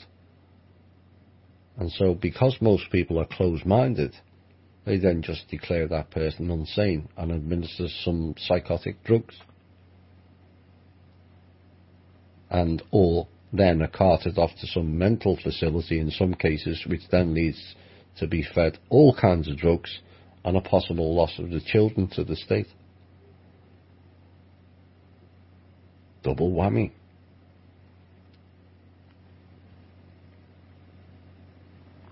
The same scenario applies when people see,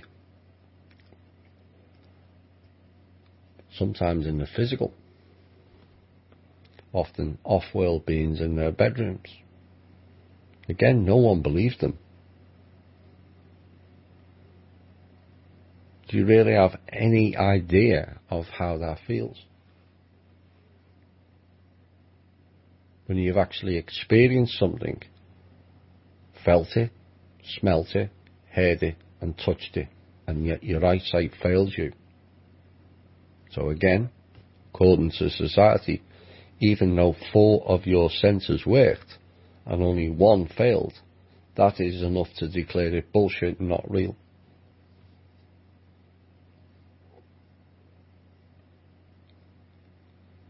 This kind of fits in, like I said earlier, how people are always looking for extra layers of proof that has already been given to them. And it's a chronically stupid way to be and act, and something largely we do to ourselves. So the poor person who goes through this trauma of being raped is then tormented of who to confide in, only to then find out that the very few, if any, then believes them. And on top of it all that, they're declared nutty. It's the ultimate in mind fuckery for that person.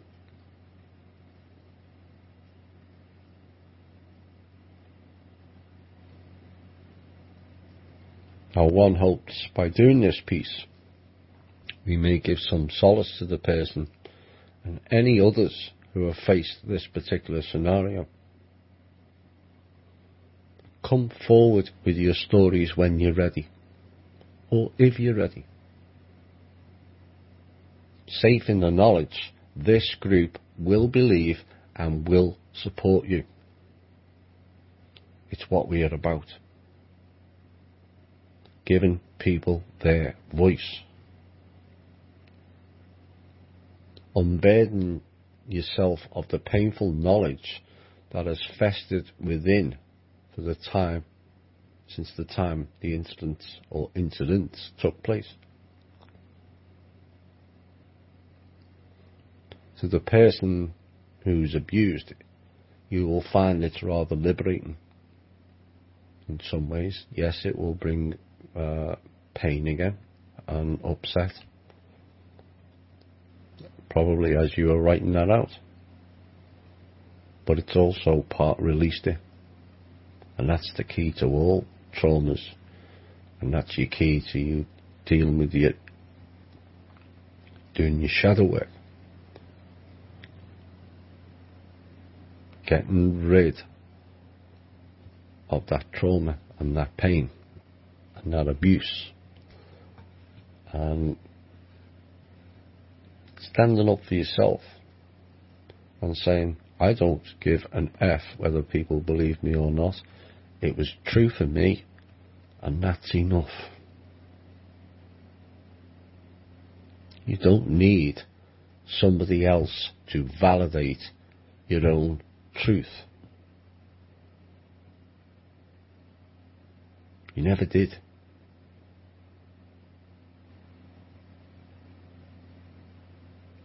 So I hope it was kind of a release for the person that did that piece, and also the start of your recovery.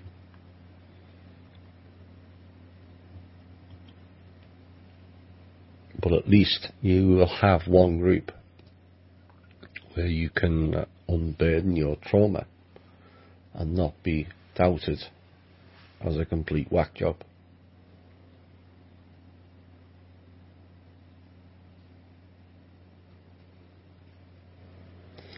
So let's have less of glorification of what we do in the astral and more concern of what can happen to the people who are not experienced at it.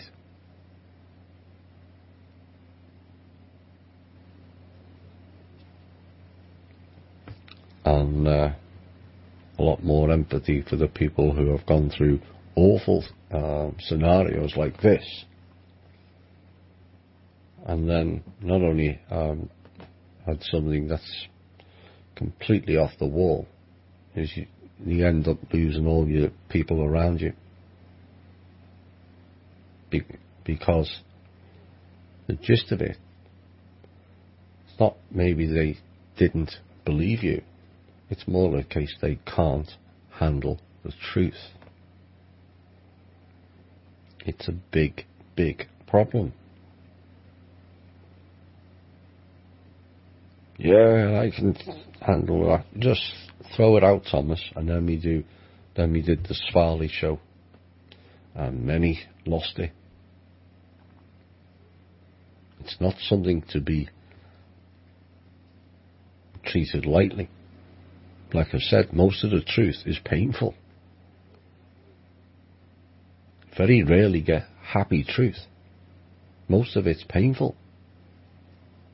But it's a necessary process for the cleansing of the self and the personal development of the self.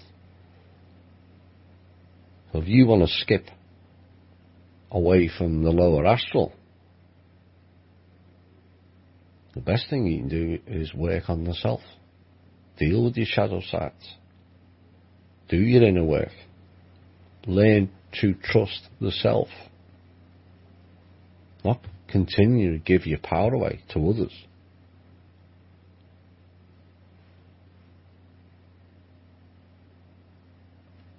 Someone who trusts themselves and ignores what others think is making rapid progress on the personal development level.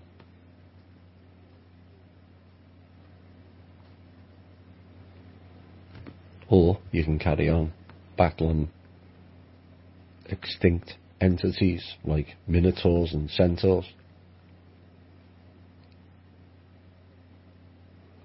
You may win many battles, but you can only afford to lose one.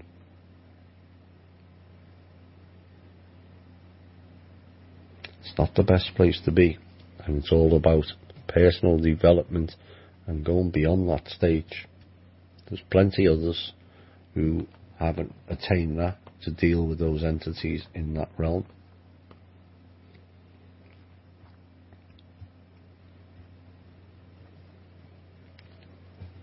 Something to ponder on.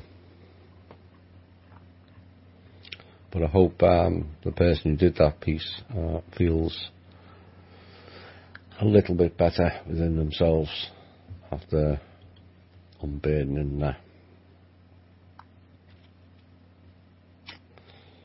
I'll wait for time. Maybe we'll have one more song and then we'll go into Q&A. And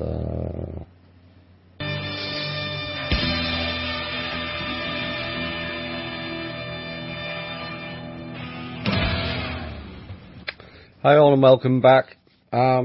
I've just received a piece from someone who was involved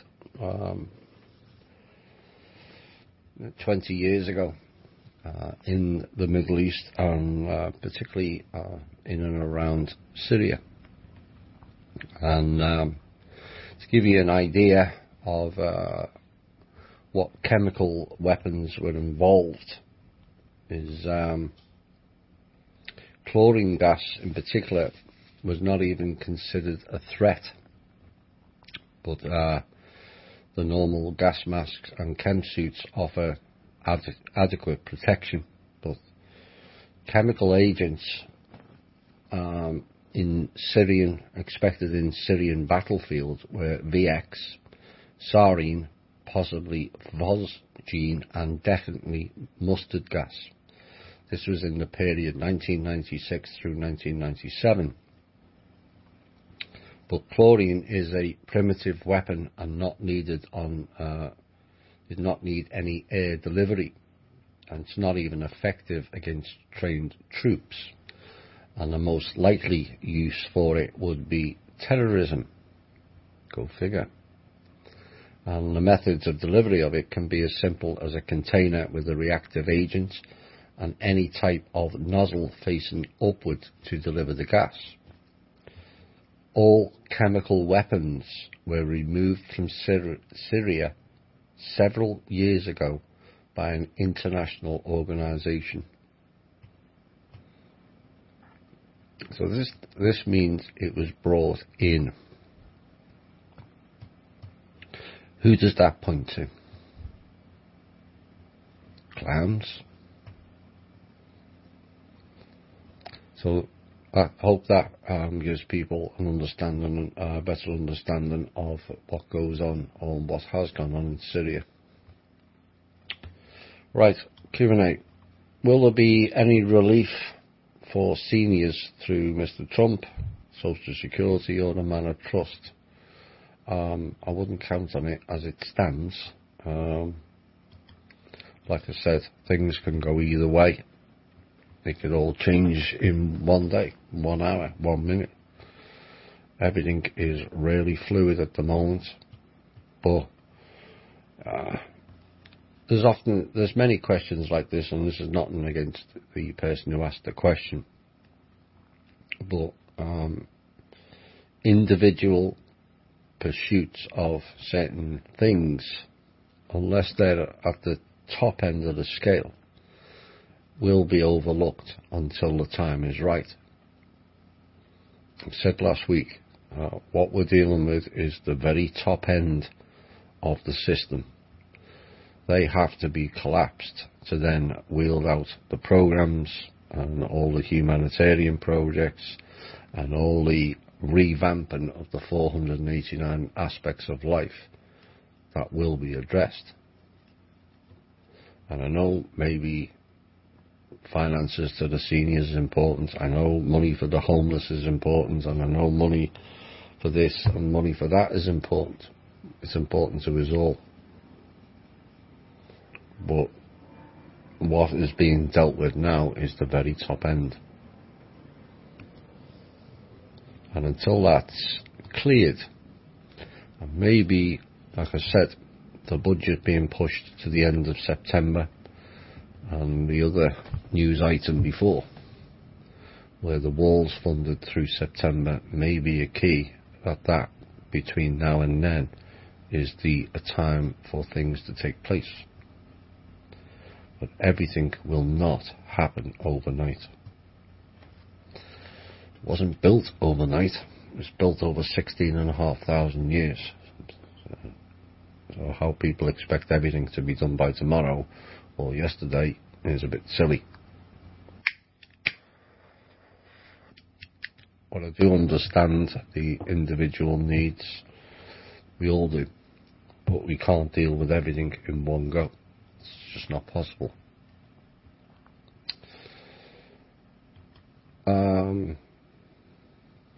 I've been thinking of asking you a question about a remark you made about smoking. I just quit smoking for a couple of weeks, and I've been struggling to do that for a long time. I was so puzzled, thought, but what can I smoke then? Because I missed it very much. All cigarettes are full of poisoning stuff. Sacred tobacco, maybe, organic tobacco, only in sale in Germany, which is rather strange. I could order it from there, I found out. Now, smoking is not the issue. Cigarettes in particular, and also the vapes, the e-cigarettes, are just as bad and possibly even worse than the original cigarettes. Time will show. I don't think you're escaping it by going on e-cigarettes. There's certain science is suggesting it's actually worse than the original. Remember, these people want us all sick. Either all sick or all dead. So the only solution, if you want to smoke, is either cigars, which is natural tobacco, or the natural tobacco and roll your own cigarettes.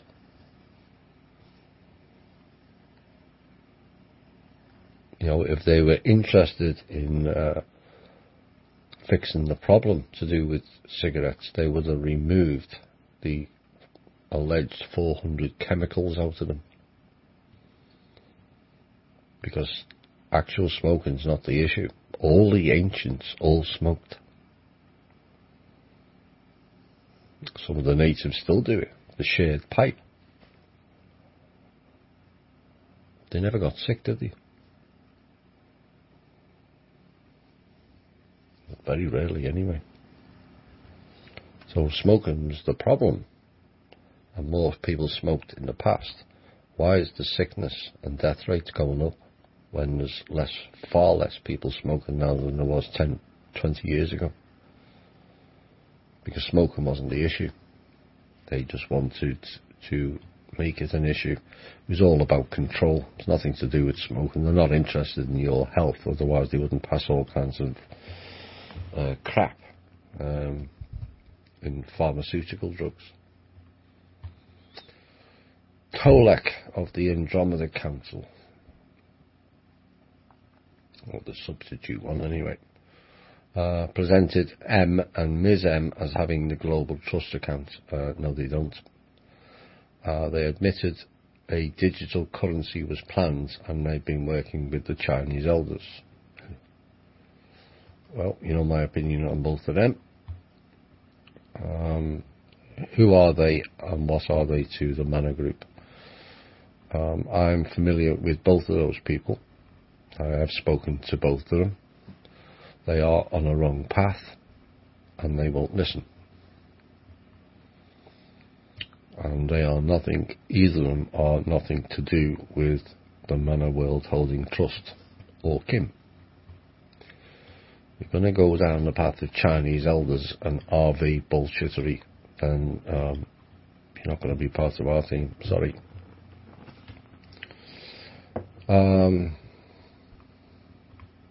To the person who asked about the smoking, good luck with creating your community vegetable permaculture garden. Maybe one day we'll get some funding and help it. Who or what email should I contact in regards to my organisation's proposals that I have? I keep getting a load of them and they're all very detailed, and it's not something I can deal with just now. We don't have the funding yet. Keep them, prepare them all by all means, and then when the funding is announced, then please send them to the Truth, Honour and Integrity Gmail email, or to the peoplesclub.org. But I can't deal with those now. Same person asks the question, what is your perspective on pornography? How has it impacted society to date? You can look at it two ways. There's the degradation of females, but then there's a lot of females who get by in life because they participate in that. There's some females who are forced into it. You know, you could probably spend an hour talking about the rights and wrongs of pornography. If the people are willing participants and that's what they want to do and have themselves filmed and get paid for it, who am I to discount that? It's only when they get paid vast sums of money from 12 years ago and then make it a political statement that I have issues. Personally, I don't care who sleeps with who. But it's the oldest profession for a reason. There's obviously a need for it. And you could be argued that pornography itself prevents more attacks. It's not just although it's considered a male-dominated thing to watch, actually it's far more common that female members watch, not just males.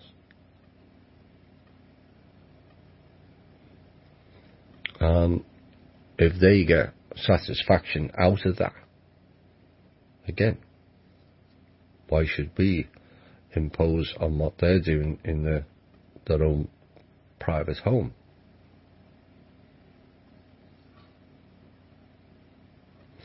Now, then you could get into some of the more seedy elements, but pornography itself,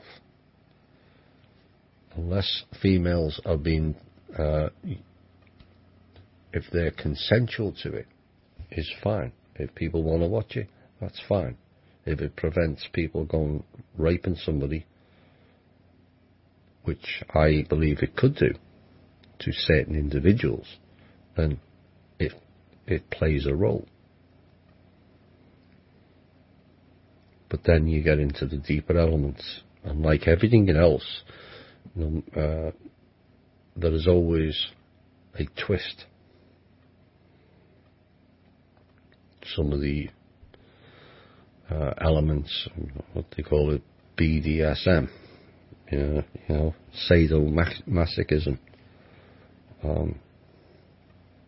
To me, I find that bizarre. That you would get whipped or whatever else they do and torture you and get sexual gratification out of it. But again, just because I don't agree with it, why should I deny somebody else if they're willing and consensual participants to it? But I think the problem is when it gets into some of the more seedier elements, which obviously involves children. There's no room for that anywhere. There are people who are, for various reasons, are attracted to children. In this day and age of virtual reality, could it not be set up in a way that those people are satisfied via that, where no actual children are used, instead of them going out preying on little girls or little boys? So it could have a beneficial effect. I'd like to see whether the official rapes have gone down with the increase in pornography. It may have increased. So in essence it then has a negative effect. What I always like to do is balance it. But if people have a problem and they feel they're going to do something to children, and we can provide a safe tool, in essence, pardon the pun, via virtual reality, where no actual live people are involved, where they can fulfill their fantasy and not traumatize children for the rest of their days. And maybe it's something that could be used. So it has many pros and cons. But there's a lot of girls who go through very traumatic lives doing it, because they have pimps and all that. It gets into all the seedier sides, where they're basically just being used as a meat suit. And the pimps claim all the money and drive around in the fancy cars. That's not right. Personally, I would bring brothels back and legalise them, where then you could eliminate sexual diseases. It takes it out of the seedy behind the warehouse or in the public toilets, where people are frightened to go in because there's predators and all kinds going on. If enough ask for it, which clearly they do, then why not provide it? It gives a safe environment for the person who wants to do it, a safe environment for the person who are performing the service. You can eliminate the sexually transmitted diseases and possibly eliminate a lot of the gangster issues that are surrounded with it. I hope that satisfies the answer to that. What can you tell us about the reality of the senior executive service that is purportedly the essence of the shadow government that has been blocking the people's progress? It comes under many names, deep state, you name it. It's kind of gone through the gamut of names, SES, and then there's Serco, and there's all kinds of other, everything with the name Black in it, Blackwater, Blackstone. There's an awful lot. And bringing it down to one particular name, and the latest is Senior Executive Service. It's just one part of it. And this is why we appear to be in a bit of a status, and why so many people are threatening so many others, and so many are being taken out. And it's just, it's bad, but I'm hoping we come out of it fairly unscathed. I suspect we need a big event for the people.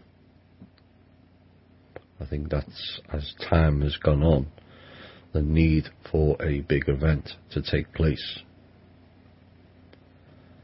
becomes more urgent, as I see it. Proposals for that don't involve violence have been forwarded this week, and we'll see what that brings.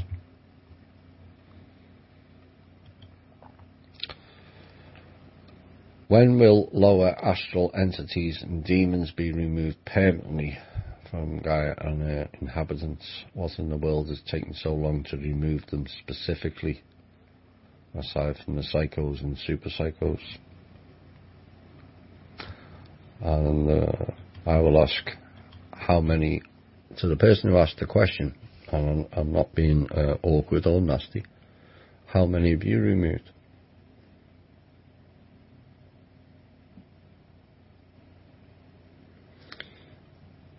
I covered this earlier.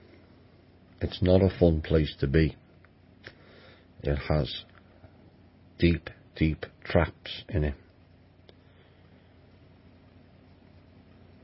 And it's like, it's along the lines of the same question, how long is it going to take to end the cabal, when they've been planning and plotting and scheming for 16,500 years?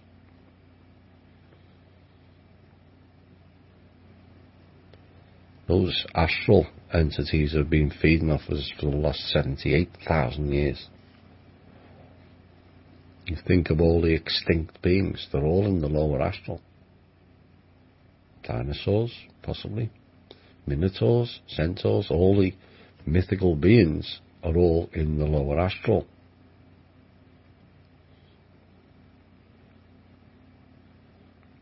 We're asking others to risk their lives when you are just as capable of removing some of them as well, and maybe you have.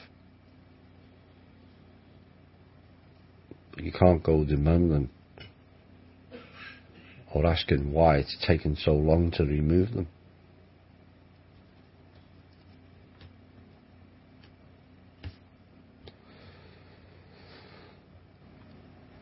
What about the people who have been misused in the secret space programs, the Monarch programs, and people who have real experiences and are trying to expose these agencies, and the others who have memories of being used in these projects and are regaining memories? What will happen to them? A lot depends on whether the covens have gone down, as suspected last week. The covens operate those people largely, and there's obviously the secret space program is off-world entities which are being dealt with. The Monarch programs are why we end up with so much prostitution.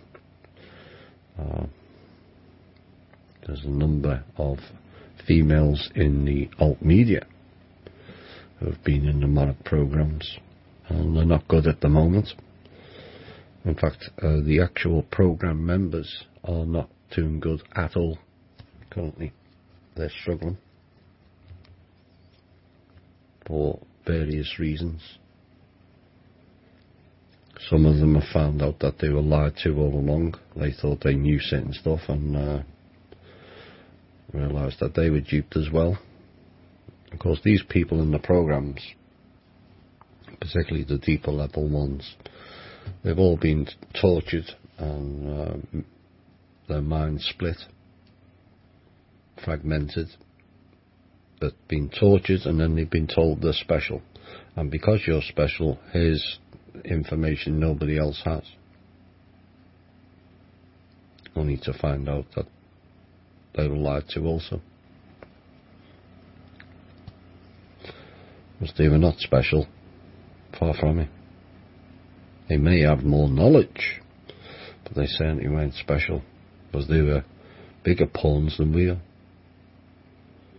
And these program members have suffered badly, and I don't want the people to overlook that fact.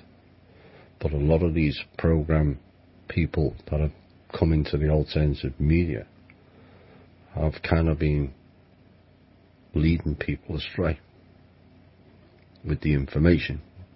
Some of it deliberate, a lot of it not. And regaining memories, it depends on how the individual can deal with their shadow sides and how far they've gone with their inner work. Because the problem being, as you go through the onion layers, it brings up another memory. It can also bring forward some of the back doors they insert into the brain during fragmentation of child ulcers. So, and what if that ulcer is suicidal? Unless the program member is able to overcome the ulcer, the ulcer will make that person suicide themselves. It's absolutely beyond words what these people have done.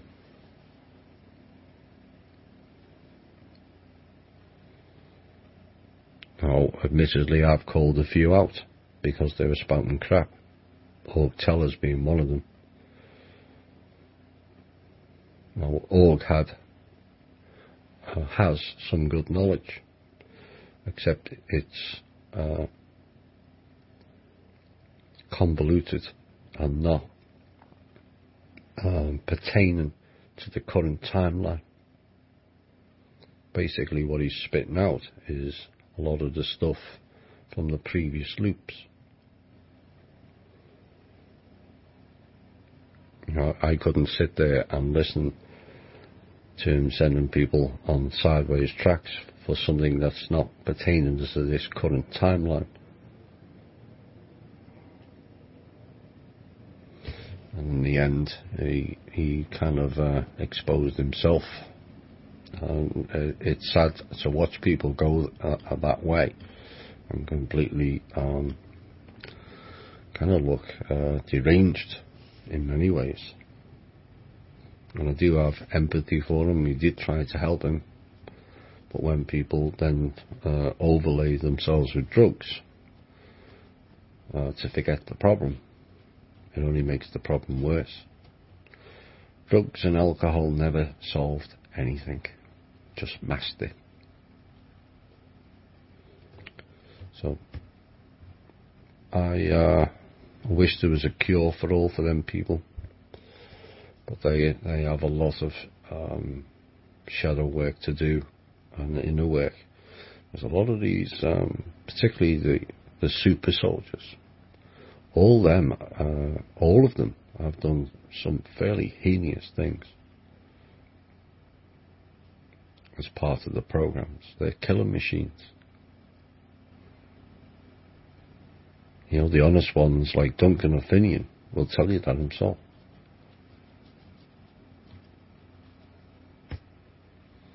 And the last thing we should be doing is glorifying them, because they have worked for the cabal, not for the people, largely. I understand from past shows that the grid net is partially down. Yep. So at the time of our individual transition out of these meat suits, what can we expect? Well, we've got to fix on the ground things first. After that, anything can happen. Literally anything can happen. But the battle we face currently is pretty much Agenda 21 or full-on freedom. It really is on a knife edge. Tunnel of light be gone. It's already gone.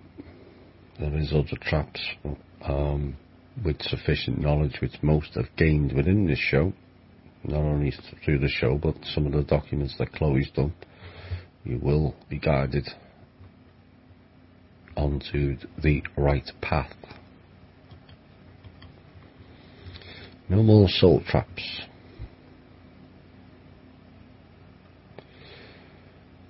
Nature of the hologram is an overlay that just distorts true reality. Yes, it is. Reality is a wave frequency, and if you replicate the wave and overlay it, you then have a distorted reality.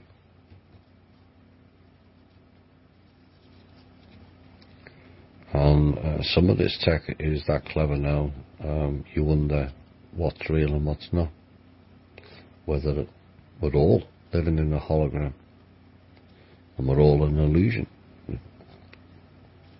Possible. So, in essence, holographic nature is a virtual computer game. And that has been theorized by many people. I can't say it's 100% correct one way or the other. But it is a possibility. But yes, we are or were, depending on your own personal evolution and what you believe is the truth, we were or are in an artificial construct. There seems to be renewed vigour on the net for a cosmic event. Is there going to be some sort of event or a series of events like Cobra has referred to? Or is this another 2012 loop playing out again? My opinion is events have already started. It depends on which individual part that your interests are piqued. It's like the lady before us with the astral, and then somebody else is asking for when they're going to get help for the seniors. Others are asking when's ET arriving, or when are we going to get told what we already know, that ET exists. Yeah. Others will see it as the golden age of Aquarius arriving, and others will see the angels coming down or Jesus coming down. He could go on forever on what's what. But on the ground, some events have already started. Many people resigning, many people being fired, many people being taken out. Some have the illusion of being here when they're not. Draco have gone. Parents were down to 2. Covens possibly none. Illuminati fractured into 5 factions who are now taking each other's factions out and fighting within their own faction. Politicians quitting. Banks, CEOs of all the top corporations all quitting or resigning. Is that not an event?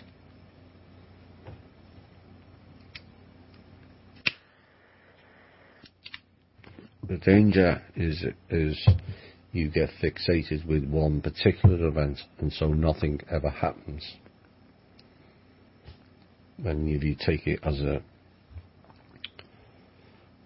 the gamut that the alternative community covers, then lots of events are happening. Pedophilia has now become part of the mainstream media. That's a big event to those who have been in this game long enough. Did we ever believe that Vatican's top diplomat would be arrested for pedophilia? Or John Podesta would be brought up, and all kinds of others. Weinstein. Again, these are big events to those who have been in alternative media long enough. To someone new, maybe it's not. They may be looking for ET disclosure, and I will tell them, you've already had it. But those people want more truth, and more proof, and more proof, and more proof.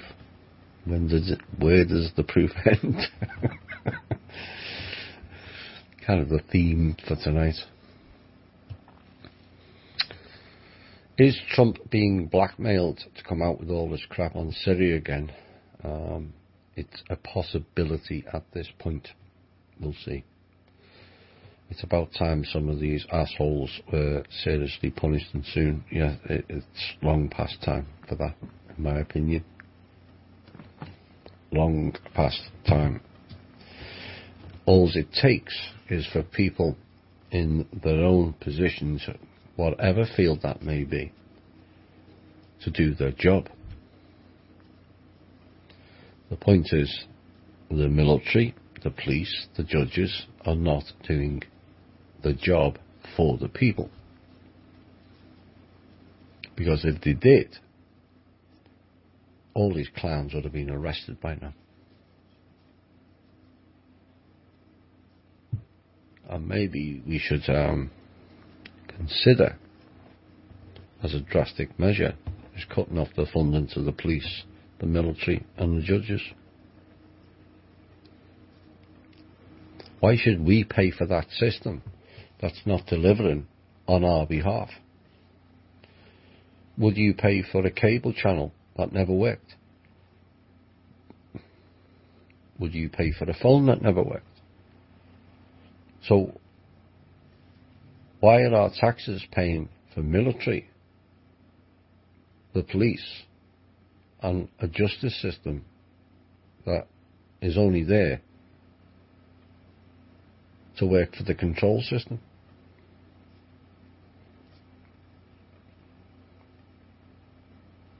Sounds silly, doesn't it? Because it is. And it's only the awake people who are highlighting it. Well, a chunk of them anyway.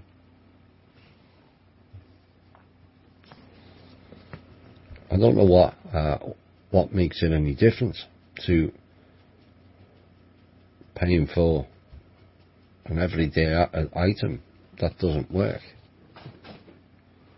And yet we allow government to use our money for professions, probably the three top professions of the control system: the justice, the police and the military, to do nothing for our benefit. Now, admittedly, there are some in all those three professions that I've highlighted that are actually trying. But what about the rest of you?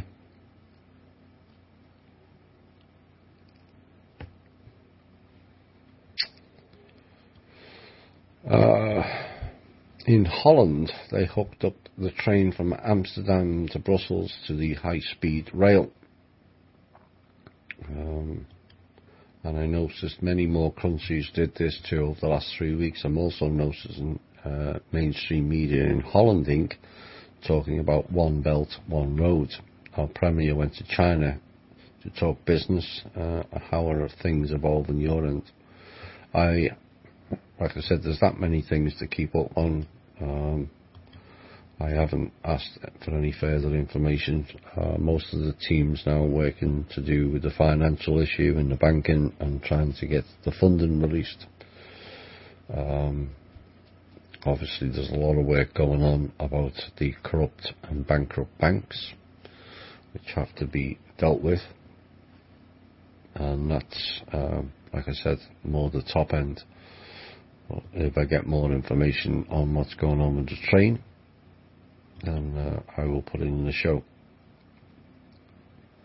Should we pay on medical bills and student loans yet? You should always pay them until it changes, unless you declare yourself bankrupt or whatever.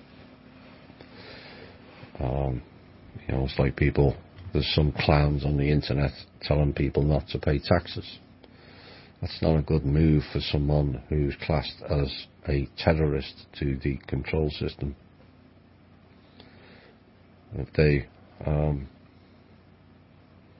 it's just not a good move. It's like these people talking about, I'm claiming my sovereignty. Yeah, good luck with that. It's like Heather Giraffe claiming birth certificates. You see what happened to her. I'm not advising anyone to do anything in that manner. No, well, we don't need driving licenses. And yes, that is 100% correct. And you don't have to attend court. That's also 100% correct. It's a request. But you try carrying it out and you'll end up right behind bars. We have to just carry on as the system is until it flips sufficient where people then have the confidence to then go, you know what, you can stick it. Because otherwise they'll pick us off and then there's nothing left. Because the cents won't save us. Guarantee that.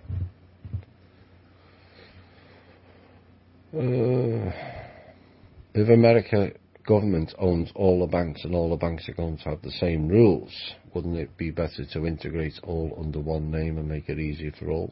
It could well be. Maybe they'll call it the People's Club Bank. Who knows? Not Wells the Fargo, as in what the... Yep.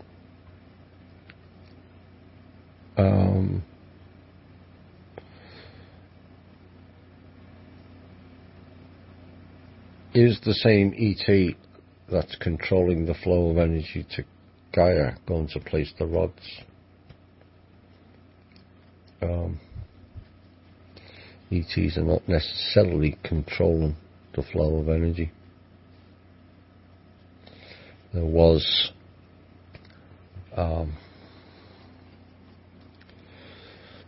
spheres, but nothing to do with sphere beings or sphere alliance.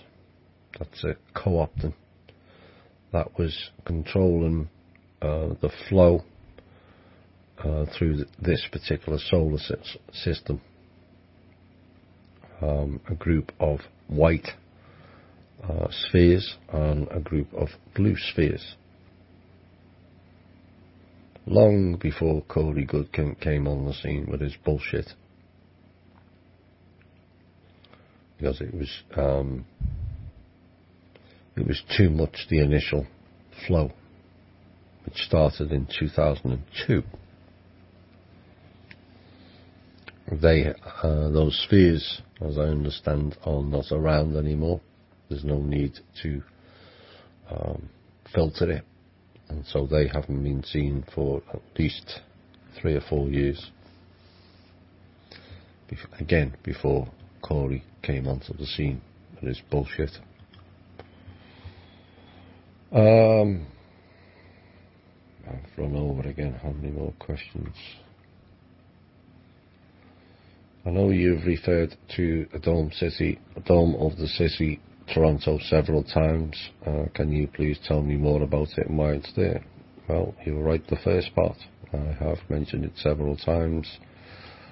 It's a dome over certain parts. It has numerous purposes. Some are perhaps not best outed. It's kind of going out on a limb mentioning certain cities. It is what it is. It's not good. And perhaps there's certain things below that dome that you would kind of shit your pants if you walked into. Maybe that's why it's domed. What could be meant by Trump folding his arms while sitting and commenting on certain issues? No idea, sorry. Messing with time, how does that work? Rather clever tech. Doesn't belong here or in this particular sector. And magic. How does the use of free will work in conjunction with pre-planned soul contracts? Well, it depends on who you did your soul contract with. If it was with the Draco, was that free will? Do you think you had free will now? This kind of goes into the piece I did last week on free will. How it can work for you, but it can also work against you. All of us in the alternative community want the truth or want a better world or both. And our free will is being impinged on. But the fact that the majority, whether they're synths or they're not, seem to think that life's hunky-dory and it's okay to be a slave and to be in famine and in disease, and 350,000 children die each week, then free will in its raw form has worked because the majority don't care.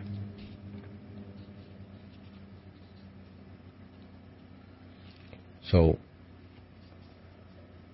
it's up to the individual to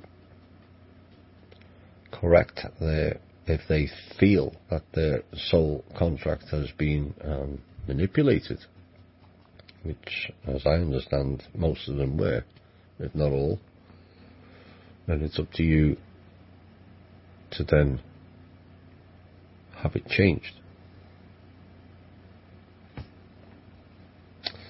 Along with feeling energized and light, I also thought that my powers would be returning. Which powers, I don't know, just powers would be returning. Does that also happen when clearing your shadow side as well as the incoming energy? Depends on what you determine as powers. Abilities are more to do with not being in the astral. Once you go onto the mental planes, different abilities are available, but not to all. Some may never get the abilities back, some do. There's no, I don't really know the reason for that. Maybe it's just some people have different DNA or a different soul essence, or they originated from a different place. There could be numbers of reasons for it. But there's no guarantee that you will get certain abilities or certain powers. It's all about practice and also what you believe. So if you believe you're going to get powers back, there's a stronger chance that you will rather than you won't. It's been a common theme tonight, is what you believe. What is truth? Who is the ultimate in truth?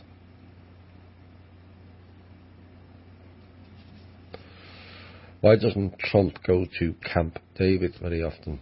Camp being the operative word is probably why he doesn't go.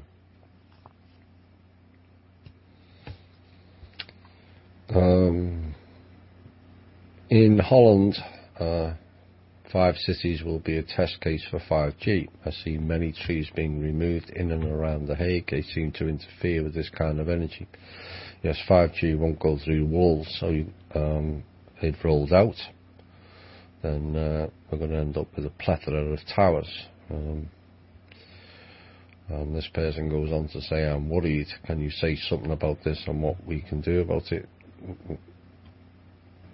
This again comes down to your free will, doesn't it? You have the right to complain, but can you get sufficient to complain with? It's that free will again, isn't it? If people sit there and choose to ignore all the dangers around them, to me that's imposing on our free will. But from an overview point of view, if everyone's happy with it, what can we do? On a free will basis, that's where free will works against us. Unlike most things in life, no matter what level you're at, it always seems to work against anyone wanting to improve humanity or themselves. The key is stacking the odds against them. Well, you know, one of the saddest things of the alternative community, which has kind of grown over the last 8 or 9 years, it is the lack of coordination between all the various groups. And yes, there's elements that like to cause division, and yes, there has been co-opted people, but it doesn't mean to say that the listeners should be co-opted and not join up groups. Or even in our own community, I'm not listening to him, or I'm not listening to her, or whatever. My show's better than your show, so I'm not following you. It's not saved as well as it. The alternative media should be a lot more congruent with each other than it is, given so many are love and light. But no. And that's kind of the problem, because we should by now have developed a collective voice, like I tried with the lawyer people, Von Reitz, John Darash and Judge Nadeau. They all ended up trashing each other over one particular item. No, it's natural law. No, it's cosmic law. No, it's this law, common law. What about just scrap all that and just call it the people's law? Who cares? But now people will argue points, and they wonder why everything kind of rolls on in life.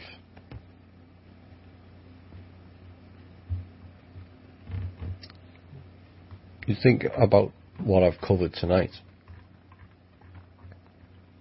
People demanding proof, and then demanding proof on top of proof, and more proof on top of that proof. People not trusting themselves. And so ultimately you've got no chance of trusting anyone else.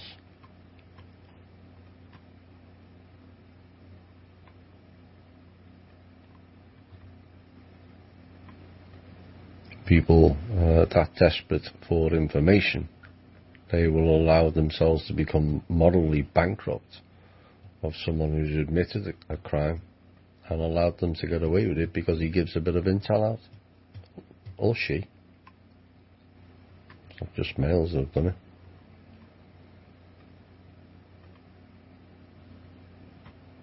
And people ask, where's my free will? It's within you. Always was. The truth is within you. Always was. A better version of you is in you. Always was. You've just forgotten.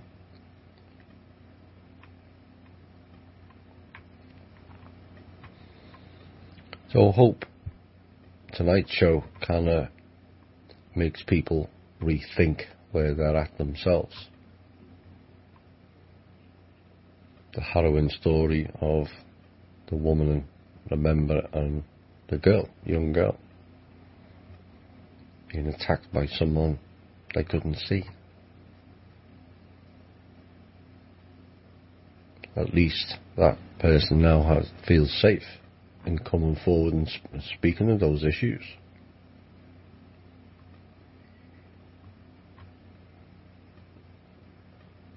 It's important to provide that platform and not be judged before they have a chance to tell the story.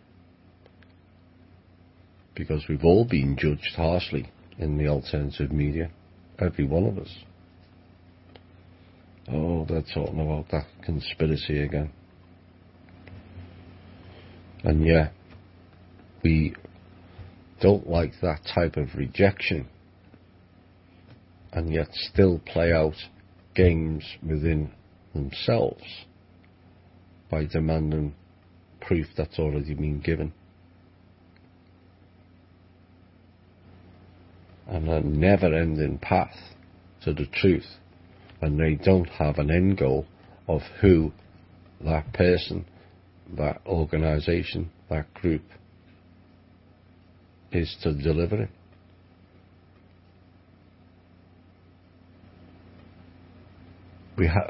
We are better than that, and we have to think better than that. Because if you continue to mindfuck yourself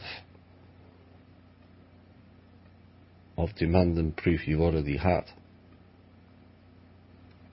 you're never going to find the truth, ever. Because there is no level of truth that's going to satisfy that type of mindset.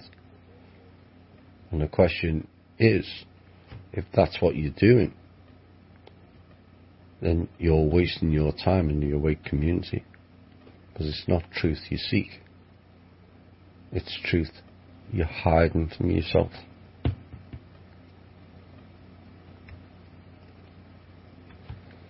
Think about it.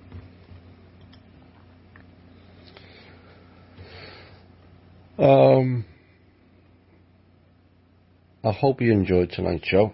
Yes, there was no intel. Well, there was some bits that were key intel in some ways. There was none directly into the show tonight, but there's enough there that again got people pondering on. And like I say, we have to start coming together in a better way than we are currently. We have to start